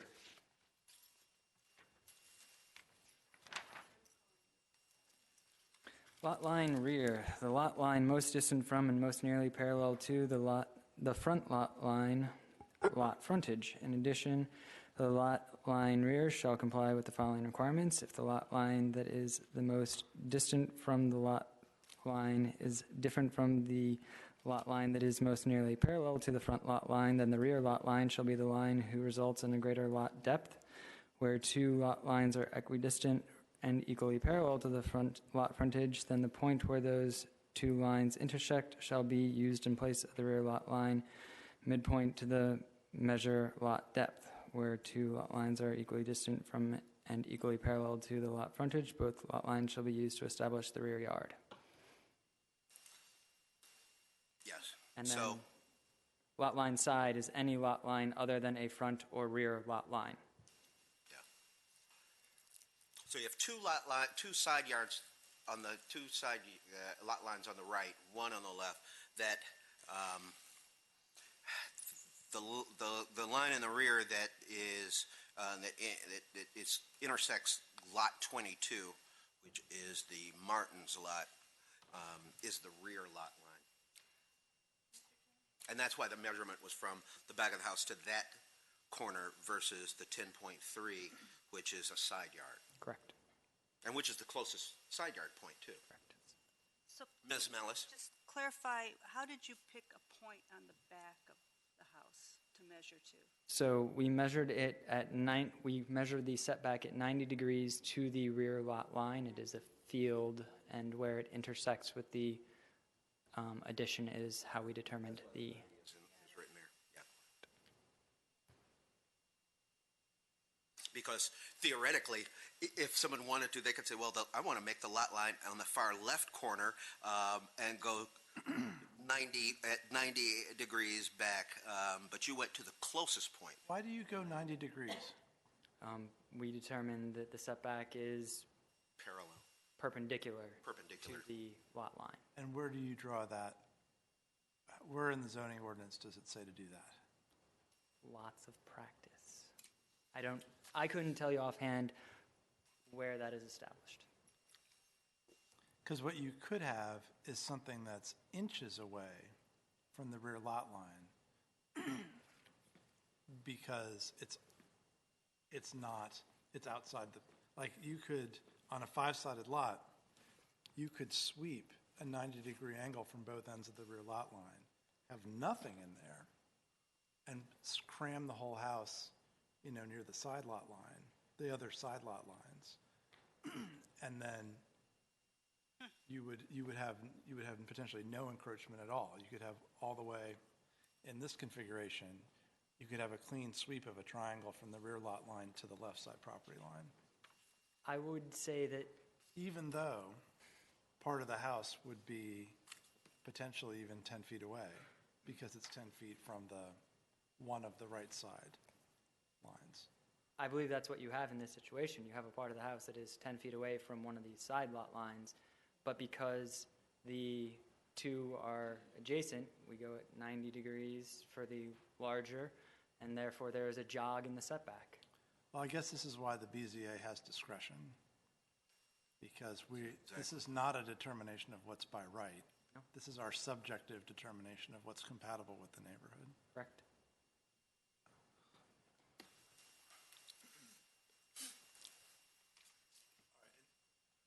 Any further questions of staff, Mr. Owen? In that case, Mr. Chairman, I think I might want to hear from the neighbors again, because I might want them to elaborate on the injury to their property. Yeah, because I want to hear, if Mr. Martin, the Martins, can you come forward to me? Because I'm concerned. I think your lot also is angled. The topography is such that where all that wooded area is lower than at the front of your lot. Isn't that correct? It is correct. Yes. And that would be the same for theirs. I mean, both of your lots kind of do that. Okay, Mr. Owen. So just to review, I think it looks like you've done a little bit of research before you came here. So you know that we're charged with evaluating a couple of different things at the same time. One is whether or not the size and placement of this proposed addition is compatible with the size and placement of nearby properties. That's one criteria.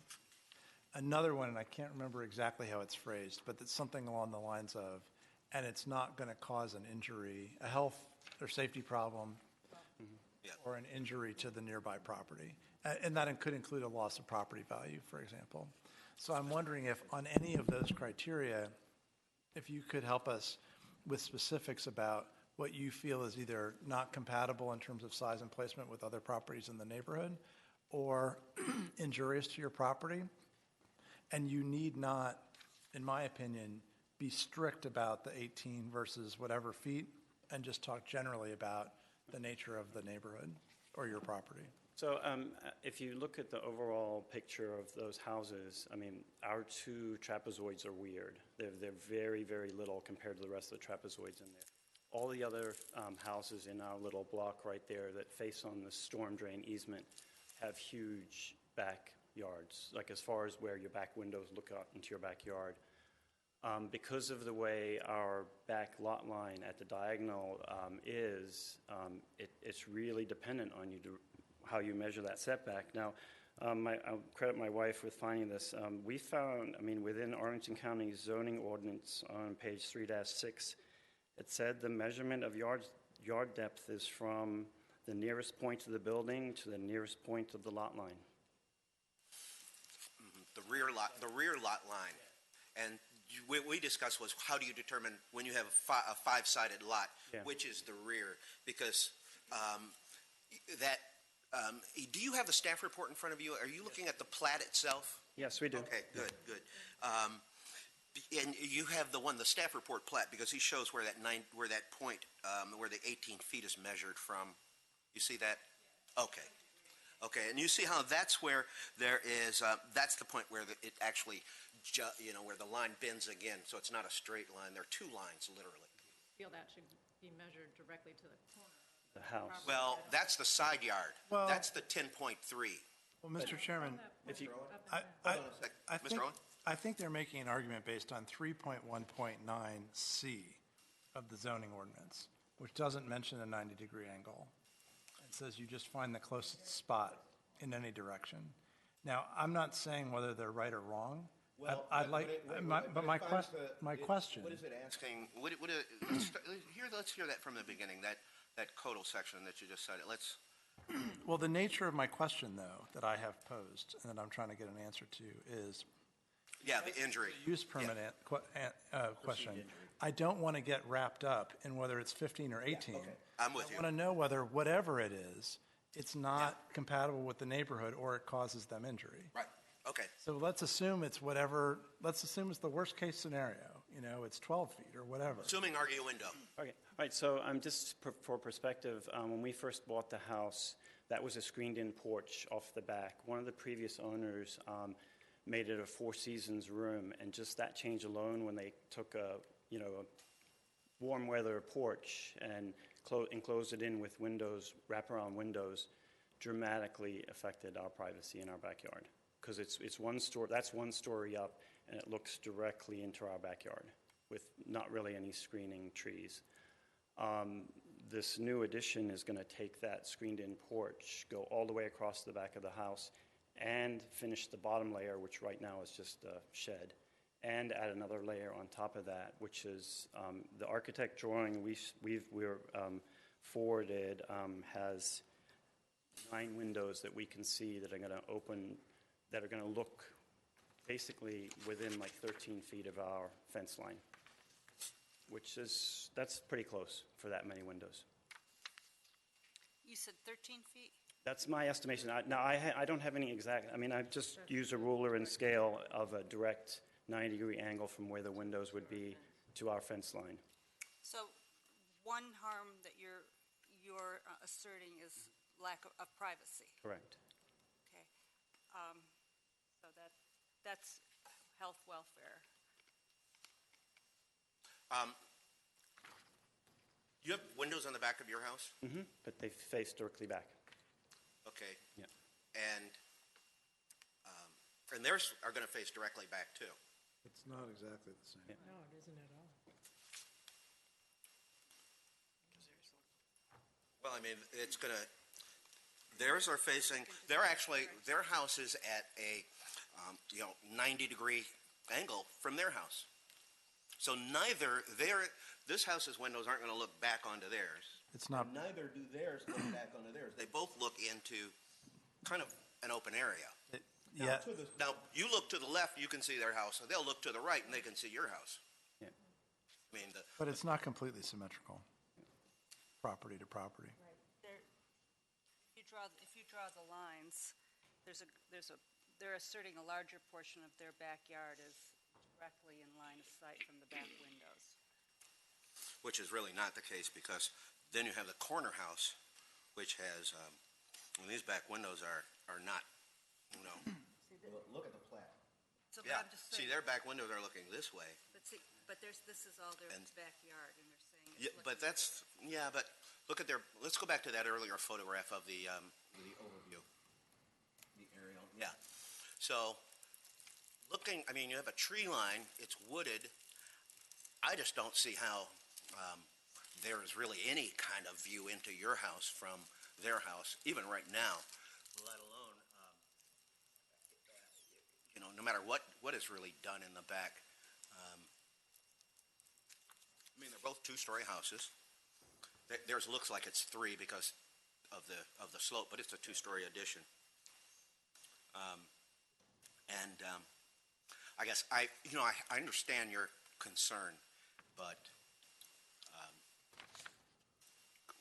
Mr. Owens, other than your perception that you're going to lose some privacy, what other harms might you experience? Because I think the runoff is handled essentially the same. So, And their water mitigation so efforts that they have to undertake anyway. I also am curious, what do you think that there are many other larger houses with larger footprints in the neighborhood, and as you point out, your lot and your neighbor's lot, and also the corner lot, have smaller lots with not as big backyards as many of your other neighbors. Right. And so there's also equity considerations, right, that, you know, because we don't constrain the houses quite as much. It's not always directly proportional to the lot size, basically. And so sometimes what can happen is that there can be mitigation, screening added, you know, that kind of thing, trees planted. And so what I'm wondering is it your feeling that really no one who owns this property should be able to do anything more? Or that if they do, they should design it differently so that it doesn't have as much of an impact on your property? Well, the screened-in porch is grandfathered, I understand that, but I think as far as going west towards our property, I think there could be more reasonable accommodations made to that addition as opposed to going all the way back as far as they are. Because another possibility is that maybe they could build farther back into the triangle tip that goes truly back, right? But if they did that, there might be even more windows that are even worse for your privacy. So I'm wondering if that's really better for you. It's kind of hard to see the way the trees are, but So you're saying it would still be farther away from your house, is what you're saying? Away, yeah. Mm-hmm. Okay. Ms. Malice. Quick question for staff. On the, I forgot what we call this. Tax map. Tax map. Is their house, is that the new footprint of their house with the addition? Yes. Appears to match. Yes. The current configuration. Okay. So that is the current size of their house? Well, you know, don't look at those to scale. You know how those boxes aren't really the actual structure. But that's the enclosed screen porch now. Roughly, yeah. No, I'm talking about not the applicant's house, but the neighbor's house. Oh. Because they said they made an addition Oh, to yeah. the house. Yeah, well, that should be then. Yeah, no, that's, yeah. Does that include the addition? Yeah. Yeah, Mr. Chair. Me? Mr. Melnick. Yeah, so I'm in agreement with you, Mr. Chair, about, just not, I do appreciate you all coming and telling us your thoughts, but as far as injurious to property and that sort of thing, because of the trees, the placement, we don't have houses looking directly into another house. So I'm with you on this. I'm inclined to, to grant the application. Thank you, Mr. Melnick. And Mr. Martin, the Martins, yeah, you three, the applicant, that corner house, and yourself, you three have the short end of the stick, so to speak. Unfortunately, the other lots, you got it. I don't know how much bigger your house is, but it's pretty good. I don't know how much bigger theirs is going to be compared to yours, but and just if it's any consolation, those trees are going to grow higher. The longer that they exist, the more dense that buffer will become. And, you all can both, I'm sure that the applicant, hearing this, may want to even do something to increase a buffer zone, and I see them nodding as if they will. Mr. Chairman, so are the trees you're talking about as a buffer, are they located on the applicant's property? Actually, I think they may be on that, just along that, they're probably these three properties. They're each of their property lines, it One of looks those like. trees is definitely coming down, from what we understand. The other two are said to be at risk. No, I'm talking about in the swale. No, that's what I'm Not- talking about. There's not really closest to the house. only 3 trees between where we're talking about now that are big enough to screen anything. I know it looks like more, but there's really only 3 trees. There's a euonymus, there's a flowering pear, and there's, I think, a locust tree. We don't have a shot from the house looking back down into the swale. No shot of the corner we're talking about. Mr. Chairman? Mr. Owen? I note that the staff report on page 3 says the proposed placement of the new rear addition in regard to the rear property line, while not common in the surrounding area, may be compatible with the placement of some other structures in the surrounding area. And so even staff is struggling to make the case for, they do ultimately recommend approval, of course, but this is not the strongest basis that we typically see in the staff report. Yeah, it's it's an odd. Have you? Do I have permission? Have you guys spoken? Have you guys talked about alternatives with each other? No. Why not? Do you know? I'm sorry, it's not really a question for you, but do you have a clue about why that had not happened? Having those discussions? And I'll ask the applicants as well. The correspondence we've gotten from the start was that this is a great thing and you should approve it. Okay. I would like to ask the same question of the applicants, Mr. Chairman, if I may. Yes, I want to hear them respond to that too. Because it appears they probably did outreach to them, but didn't get a positive response or got no response. Call the applicants back to the podium. Yeah, I will. You got this? You got a letter from them? You got a writing from them?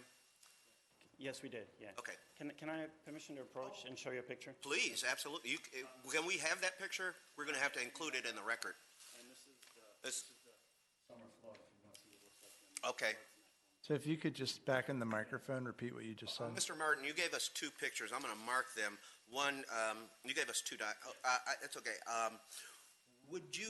One has both show a fence, one in a foreground and the other. Where is that fence? On whose property is that Mr. Chairman, picket fence located? We should probably speak in the microphone. It's on their, I believe it's on their property. Okay. It's a little bit unclear because of the easement. That's all. I just want to know if this fence, and this fence is along that line.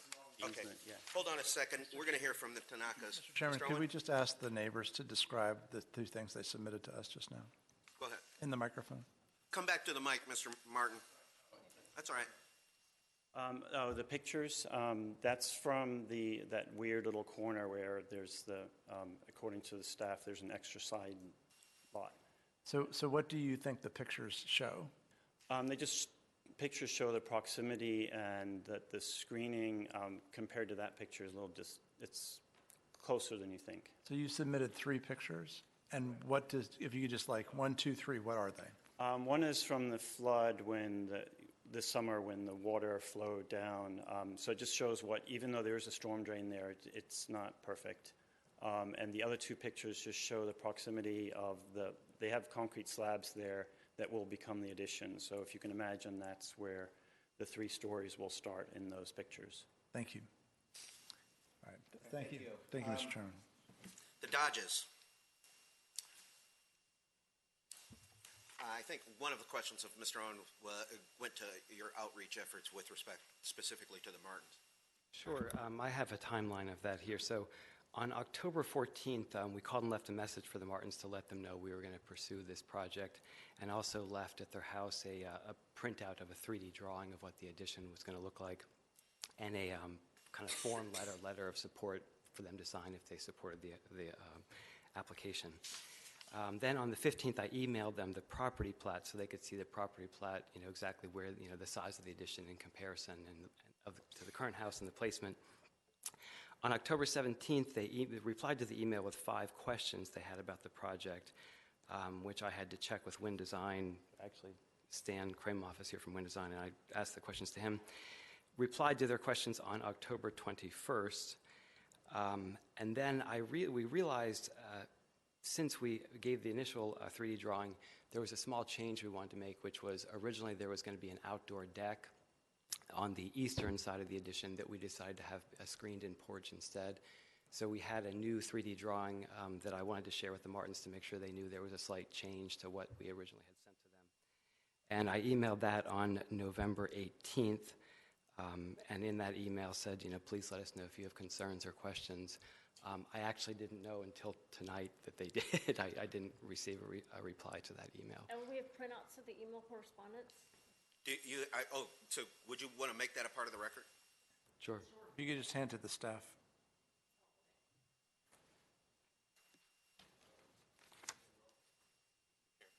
Mr. Melnick. Can you pass the other photo? Yeah, the photo's down at this end too. Oh, I'm sorry. Thanks, sorry. One thing I want to say in response to, if privacy is a concern, and I appreciate your coming out and letting us know what your concerns are, I really am glad that you're here to talk about this. We're willing to do more landscaping, or if the issue is too many windows, look at changing the design in such a way that, there's fewer windows, if that's, part of what the concern is. One reason why the design has the windows is we love this house because of those woods. We wanted to make sure that's the sunny side of the house. It looks south, and so we wanted views of the trees, not the neighbors' yards. Mr. Chairman, I feel like there's some goodwill between the neighbors maybe, and I feel like, in these kinds of situations, sometimes screening with vegetation or slight adjustments to window size and placement after neighbor discussion can resolve the issues and result in unanimity about the compatibility of the proposal. So I'm heavily weighing towards a short deferral to the next meeting to see if that can be achieved, because if we can get everyone coming in together, that there's a good compromise, that would be for us. Okay, I too think there's goodwill between the neighbors. And that was very helpful, Mr. Dodge, in terms of your timeline of communication, very thorough, well documented, and that was very helpful. And I'm just looking at the drawings now. Your interiors really now, the layout, because one thing that Mr. Owen said, in terms of the number of windows, did pique my interest. However, that's something that it's placement that we are concerned with, and interiors are not. Now, what we do, though, have to do is the applicant has to build what we approve. And if drawings are submitted that show windows in certain places, that's where they have to be built, because we have experienced folk who move windows afterwards and created what the Martins are afraid of, and which resulted in us having to say they didn't build what they were, what we approved. So what Mr. Owen is suggesting, the vegetation we can deal with in terms of a condition, that's easy. Design changes are not quite as easy, because you've submitted things that show the placement. However, Ms. Malice? Before we start talking about design changes, I think the first line would be screening. I think you have a lovely design. I understand why you want windows looking out on the... So I think you would need to demonstrate to your neighbors that you have ideas on how to sort of mitigate their privacy concerns. And I think the first, would be landscaping. I'm not, I think as Mr. Smith was saying, when we start moving windows around, that means you have to start doing new drawings, and that changes your timeline in terms of coming back to us. I mean, that's certainly, if that becomes an issue and you feel that you can change windows, that's certainly your prerogative, and if that's what you agree to, that's fine. But it might not be in the same timeline that you could get back with new drawings. You know, maybe could they get back with new drawings by Well, February? but also I'm thinking, Ms. Malice, that fewer would be favorable to the neighbors. What we experienced before was when they did more. That would be a real problem if somehow there were 12 windows on the back versus the 9, which are visible now in the drawings. But I personally, I think that simply adding a condition that requires foliage in the back that will grow to that will provide some sort of a visual buffer would be sufficient, because I understand the Martins' concerns, but I think it's a little bit, their concern is a little, I think it's greater than actually the problem that may exist, or the privacy that they may lose is less than they actually think. I'd be happy to entertain a motion. Mr. Chairman. If there's no further discussion, or no further questions of the applicant, let's see where we go from there. Mr. Owen? Mr. Chairman, I move that we defer this item to the February BZA meeting, I said, fresh, okay, Judy. which has not yet been scheduled. Moved by Mr. Owen to defer, and I guess we'll discuss the purpose, and it's been seconded by Ms. Freshman. Mr. Melnick raised his hand for discussion. I'm unclear if the applicant has voiced consent, like that they'd be amenable to a deferral. Because, if we're going to vote on a deferral, we have to make sure that they're okay with it. And we have to let them know why we're deferring, if it's for the purpose of coming back with something different. Well, so the applicant, Mr. Chairman, when you're ready. Okay, Mr. Owen. So I think, as Mr. Melnick pointed out, you have the right to an immediate decision tonight, but it might be an adverse decision if there aren't enough votes to say that you've made your case. I don't think you've made your case tonight, because the burden is on you to show compatibility with the rest of the neighborhood. And the staff report does not, in my view, it's explicit that there aren't a lot of other examples of this degree of closeness. And I think the neighbors have offered some reasonable evidence of both flooding and privacy concerns. Now, I think Mr. Smith raises some good points that you have to judge the extent of that. Your neighbors don't have a veto here. They don't decide. We decide what's reasonable. But based on the evidence tonight, we have questions, but not from my perspective, not yet all the answers. So it may be in your interest to ask for an immediate vote tonight, because maybe there's 3 votes to just approve it. Or it might be in your interest, just for the sake of the permit, to ask for a delay, perhaps to come back with support of your neighbors if they're also being reasonable like you clearly are. And that might make things easier later, although there's a delay. It also might make a difference just in terms of neighborliness, right? But I think the key is, if there were a deferral, your neighbors don't have a veto. The people that you have to convince is the BZA, that you've made reasonable efforts to address the concerns that your neighbors have brought to our attention. And that, it seems to me, to be the drainage and the privacy concerns. And how you choose to do that, if at all, or you choose to just come back with better explanations for why you think your neighbors are wrong, you could try that too. And maybe you'll convince us and maybe you won't. So I think that you're sort of driving the process here. You can control the timing. You could ask for an immediate decision.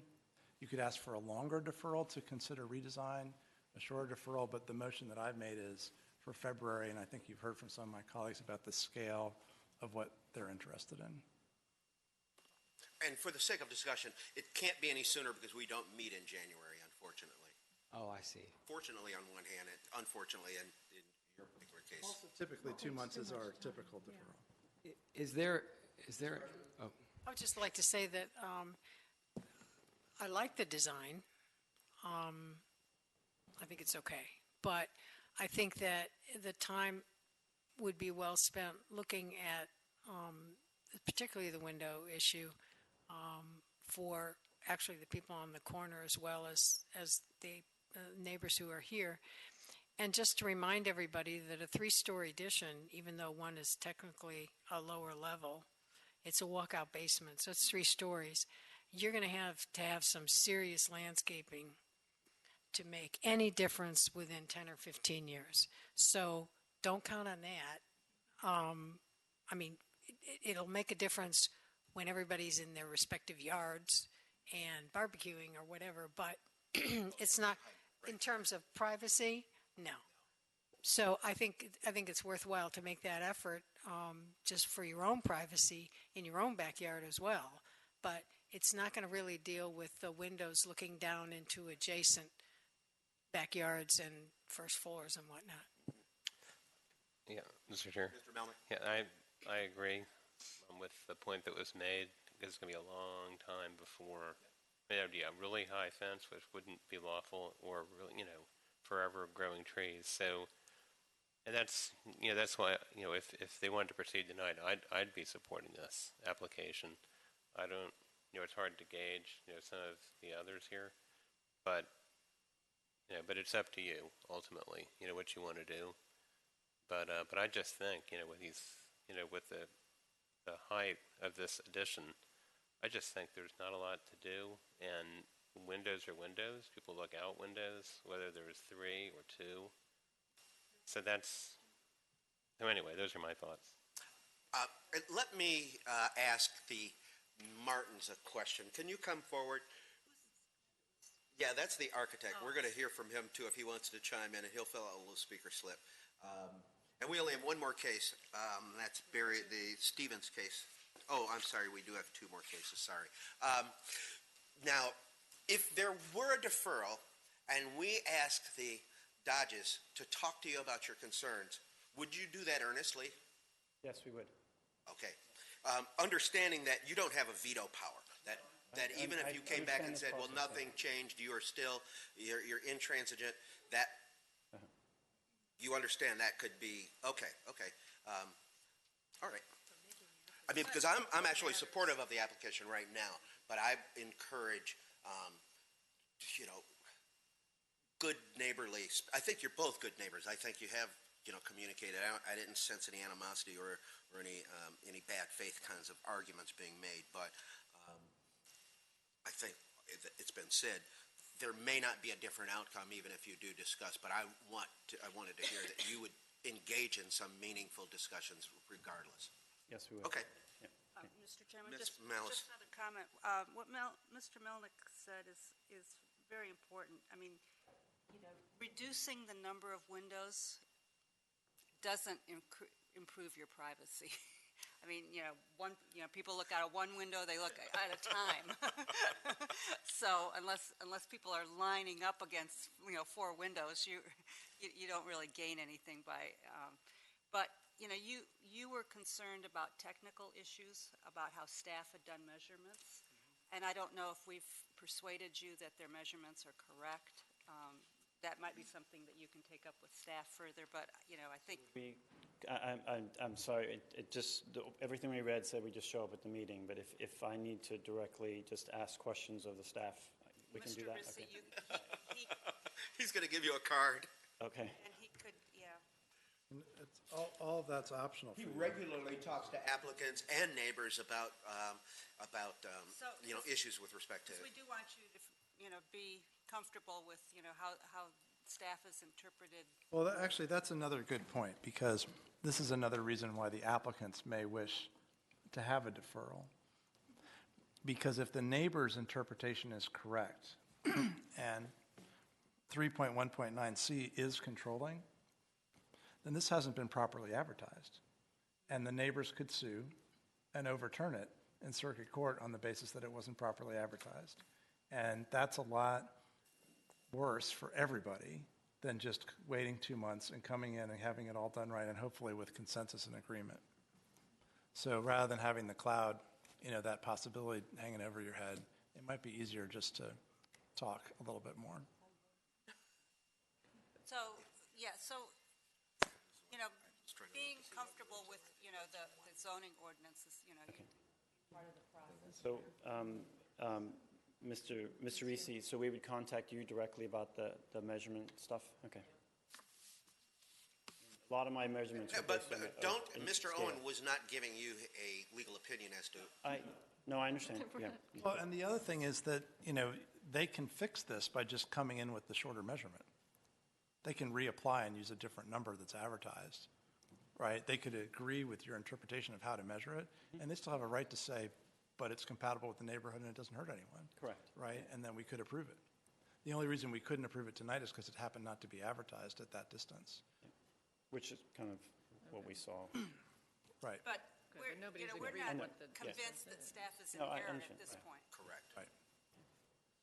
Okay. we Thank have you a for your motion on time. the We floor appreciate it. To defer. And. Well, the applicants haven't said whether or not they consent. I know. We want to hear the applicants. And now you can come forward, and we'll just have you fill out a speaker slip after you're done. Hi, my State your name for the record. Stan Kramov. I'm an architect for wind design. And You've been hired by the Dodges in this project. Okay, go ahead.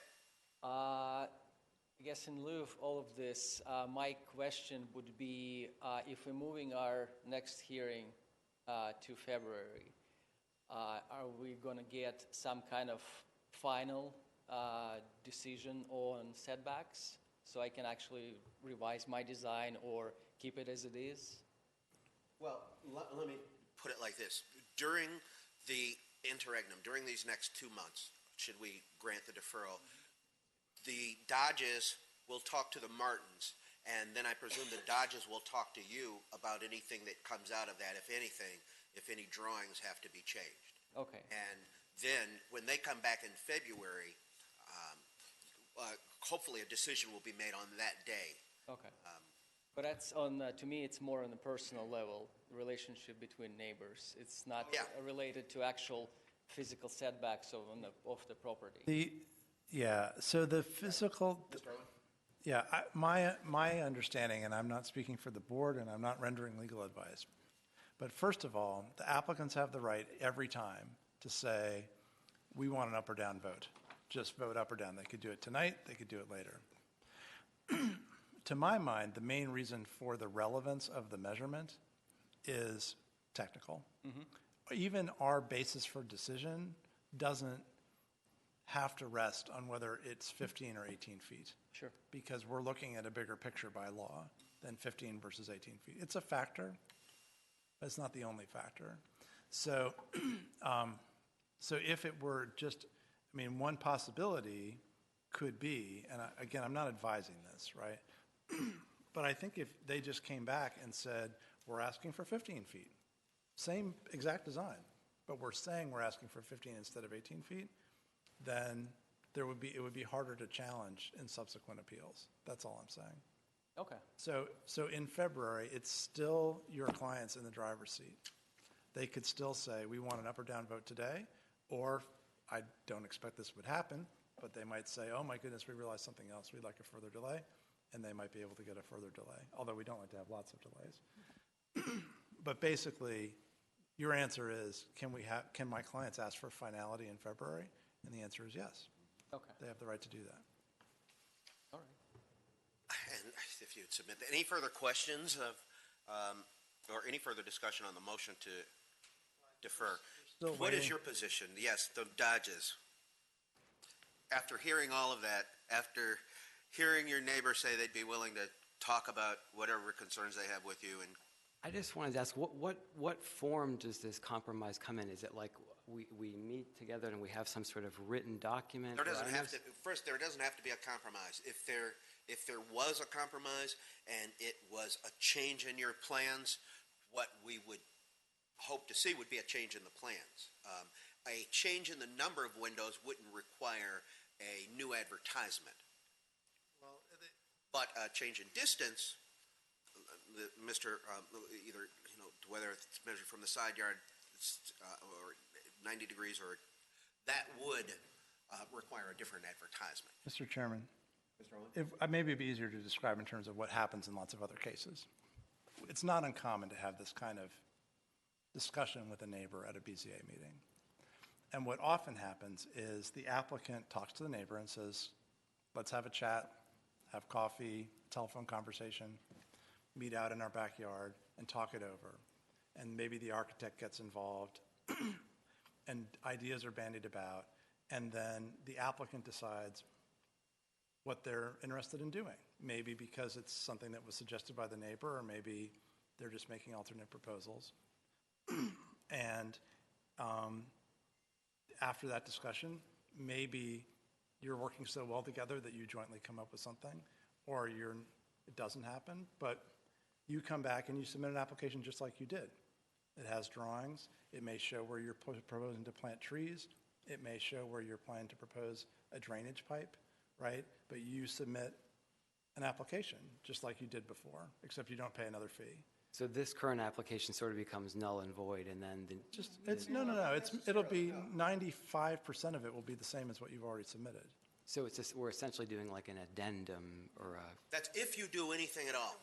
You don't have to do anything, but if you do, it can take the forms that Mr. Owen is describing. Right, and you just have to do it in time for the advertising deadline, so that if there is a new drawing, For instance, if screening were an option, my colleagues are a little skeptical that screening is an option, you would come back with a proposal that we could make it a condition that, you're going to have a landscape plan, and it just becomes part of this document. And it says plant 4 trees in these locations, and that's your proposal. We propose to plant 4 trees in these locations. Okay, if that works for everybody, we'll just make that as part of the application. So it's really, short of redesigning the building, it doesn't even have to be written. I mean, we'll help you write it when you get here if you two have an agreement. But it's better if you have some kind of agreement when you come.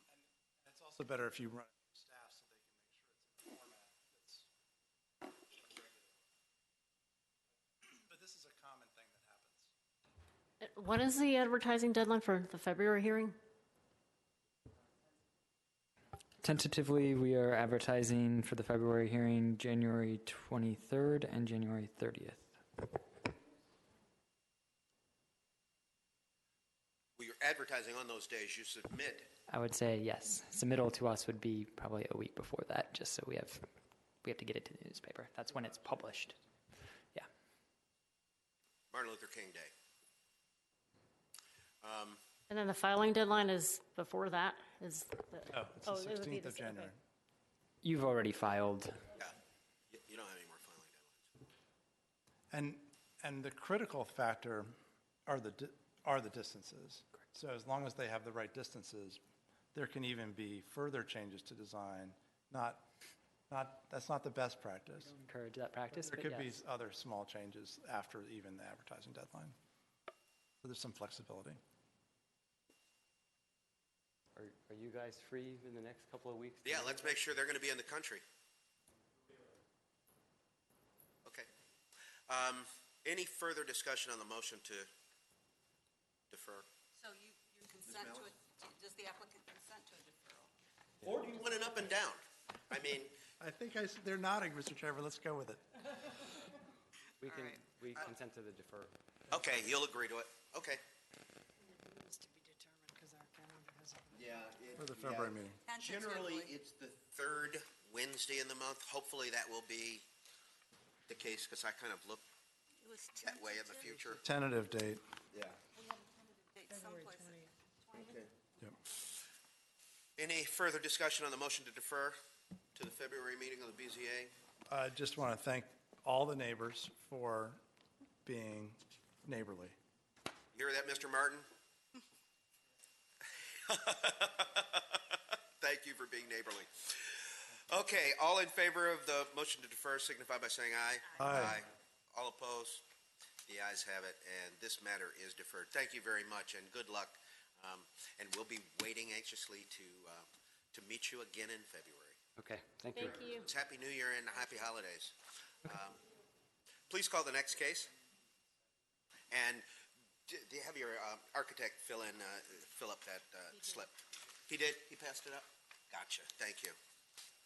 Case number V-11434-18-UP-1 is a use permit request by Anita and Barry Stevens, the owners, to permit a setback of 16 feet to the porch and porch eve from the South Lexington Street right-of-way instead of 21 feet to the porch, 19.5 feet to the porch eve as required, regarding a new front porch addition in the R6 zoning district, premise known as 501 South Lexington Street. Staff recommends the board adopt the attached resolution granting the use permit request. Thank you very much. Any questions of Mr. Rissy?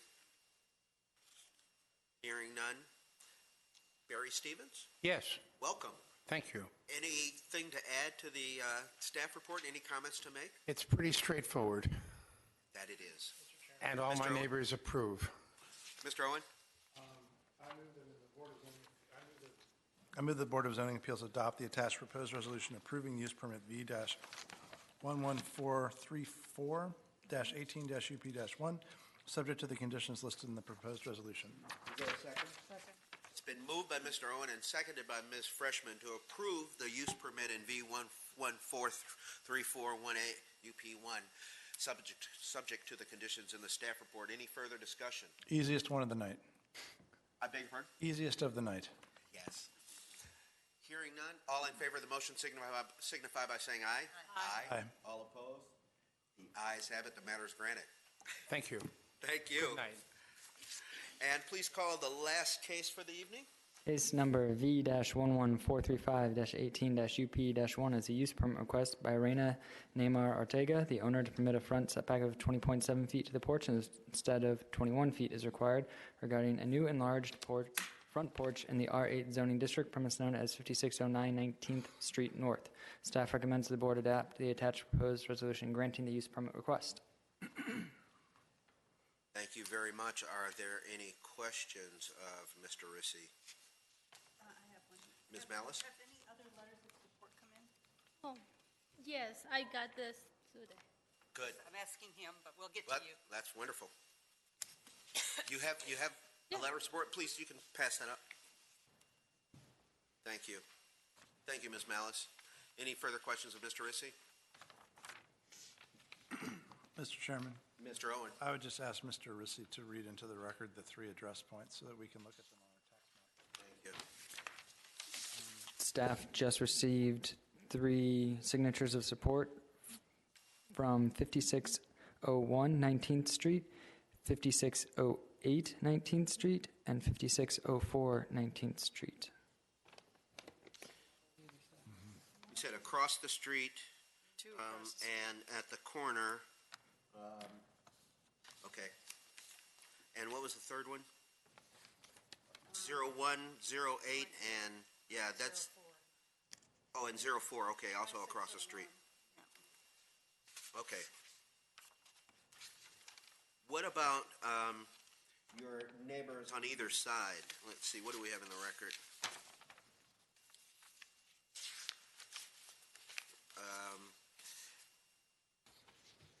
Let's see here. We didn't have anything until that. Right. Okay. So, Ms. Ortega, have you spoken with your neighbors on either side, 5605, 5613? Hello. No, my name is not. I'm sorry. I'm the designer of Mr. Ortega. Mrs. Ortega had to go to the hospital because her wife is in labor. So, wait. You're Anita Pena. You're not Anna No. Neymar Ortega? No, I'm the designer. Oh, you're the designer. Okay, you can fill out a speaker slip. That's fine. So fill out a speaker slip afterwards so we can have that on the record. Do you know what outreach efforts Ms. Ortega made with respect to her neighbors?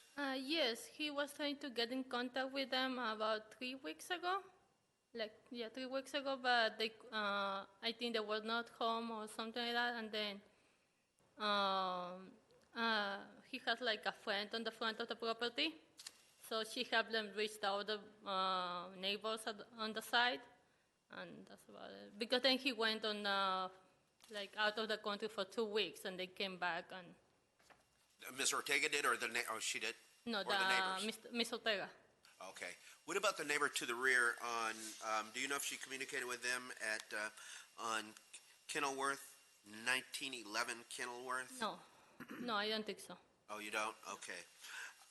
I mean, because, the porch is not affecting anything on the backside at all. Yeah. We're talking about 0.3 of a foot. I mean, I think your neighbors probably won't notice. Okay. I don't think so either. I agree. I think, in fact, I think that the most affected neighbors in this kind of situation may be the across-the-street neighbors. Yep. And we do have two of them. Okay. And it is a very, very small It is. encroachment. Okay. I was just accommodating my colleagues who I'm not always a jerk. who are always seeking complete records. Mr. Melnick? I'll be happy to take your motion. Even though I've been told my voice carries. Okay. So, in case V 1143518 UP1, I move that the Arlington County Board of Zoning Appeals adopt the attached resolution granting the use permit request with the conditions as stated. Second. Thank you very much. It's been moved by Mr. Melnick and seconded by Ms. Malice to approve the subject use permit in V-11435-18-UP1, subject to the conditions which are in the staff report. Any further discussion? Hearing none. All in favor of the motion signify by saying aye. Aye. Aye. All opposed? The ayes have it, and you can give her, in addition to the birth of her child, I hope, that was wonderful, good news of the approval of the use permit. Okay. Happy Merry Christmas and happy holidays, and thank you very much. Well, Don't forget to fill out that speaker slip. And Mr. Chairman, Ms. Freshman? I move approval of the November 11, 2018 minutes of the BZA. Is there a second? Mr. Chairman, I actually have some changes to the minutes. Oh, they're not incorporated? They haven't been provided? Okay. Well, I think they were sent out, but I think I was not attentive to them. Okay. Do you, have you reviewed this to see if they've been incorporated, or do you want to just go I through would it real rather quick? just defer if it's, I mean, I can try and do it now, but I think it might be easier on everyone just to defer. You want to defer? I'll withdraw my motion. Okay, it wasn't seconded. I'll move to defer the approval of the meeting to minutes of the November 14th meeting to the February. Second. Okay, thank you, Ms. Malice. It's been moved by Ms. Malice to defer the minutes, the approval of the minutes from November to the February meeting, and Mr. Owen seconded that motion. Any discussion of the motion to defer the minutes approval? Hearing none, all in favor signify by saying aye. Aye. All opposed, the ayes have it, and the matter is deferred.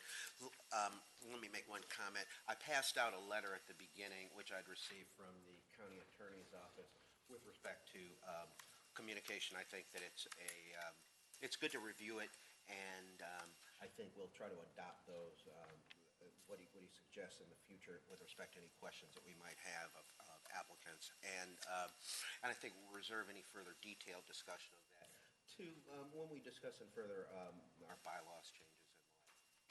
Mr. Chairman, I think that that letter sort of calls into question how we're staffed.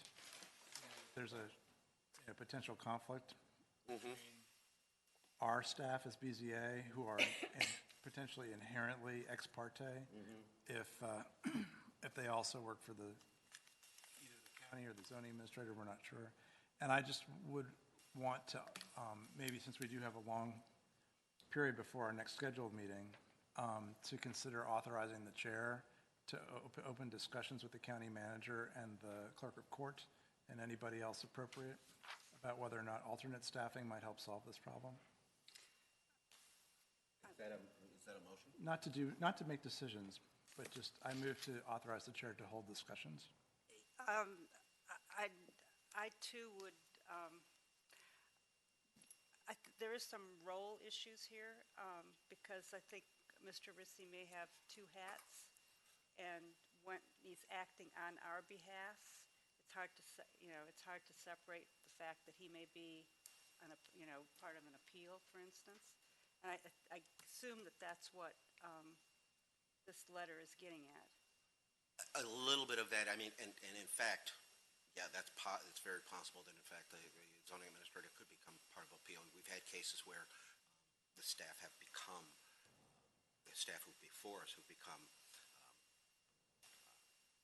pivotal in their comments have become appealable issues, whether they were determinations or not. So yeah, I'd be happy to have any discussion with respect to that. And I'd bring along the vice chair, of course, so that we,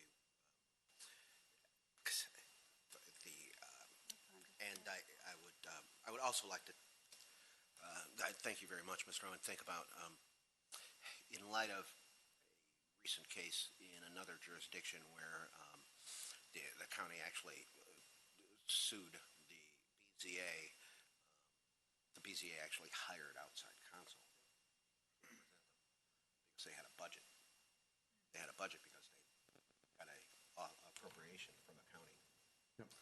So that would be a question I would broach also with the county manager. I think you should. So is there support for such a motion? Was that a motion, Mr.? My motion is to authorize the chair to have discussion, but not take action. Is there a second? Second. Any further discussion? All in favor of the motion signify by saying aye. Aye. All opposed? The ayes have it, and I will do so. I'm around.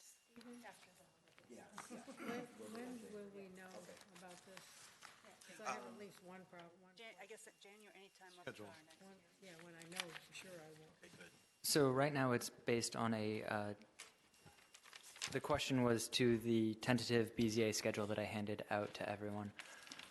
It's based on the tentative county board hearing schedule. If there are changes to that necessitate changes, I'll let you know as soon as I can.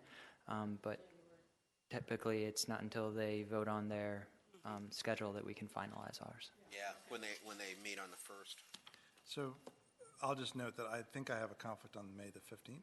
I have July. And I have August. Wow. At least you spread them out. Something for your calendars. There must be births or, I mean, they must be. Oh, okay.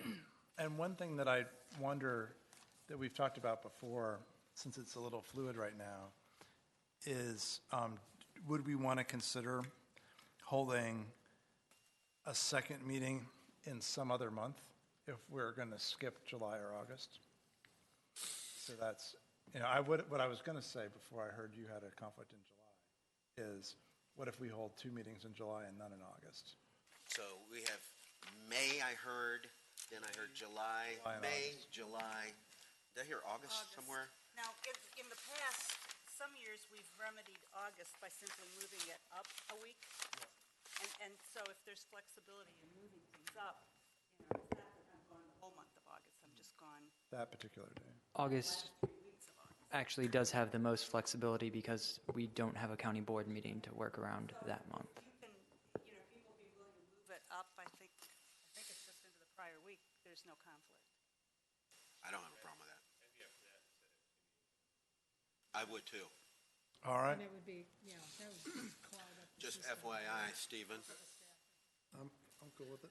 Anything else? I move adjournment, Is there a second? February. Do we need to take action on the calendar? I move that we authorize the chair to set the calendar for the first 2 meetings of the BZA next year in consultation with staff. It's Okay. February and March, right? Yep. Because you have to advertise. I just want to be clear that the BZA is. Yeah. Okay. So I have moved to authorize the chair to do that for the first 2 months.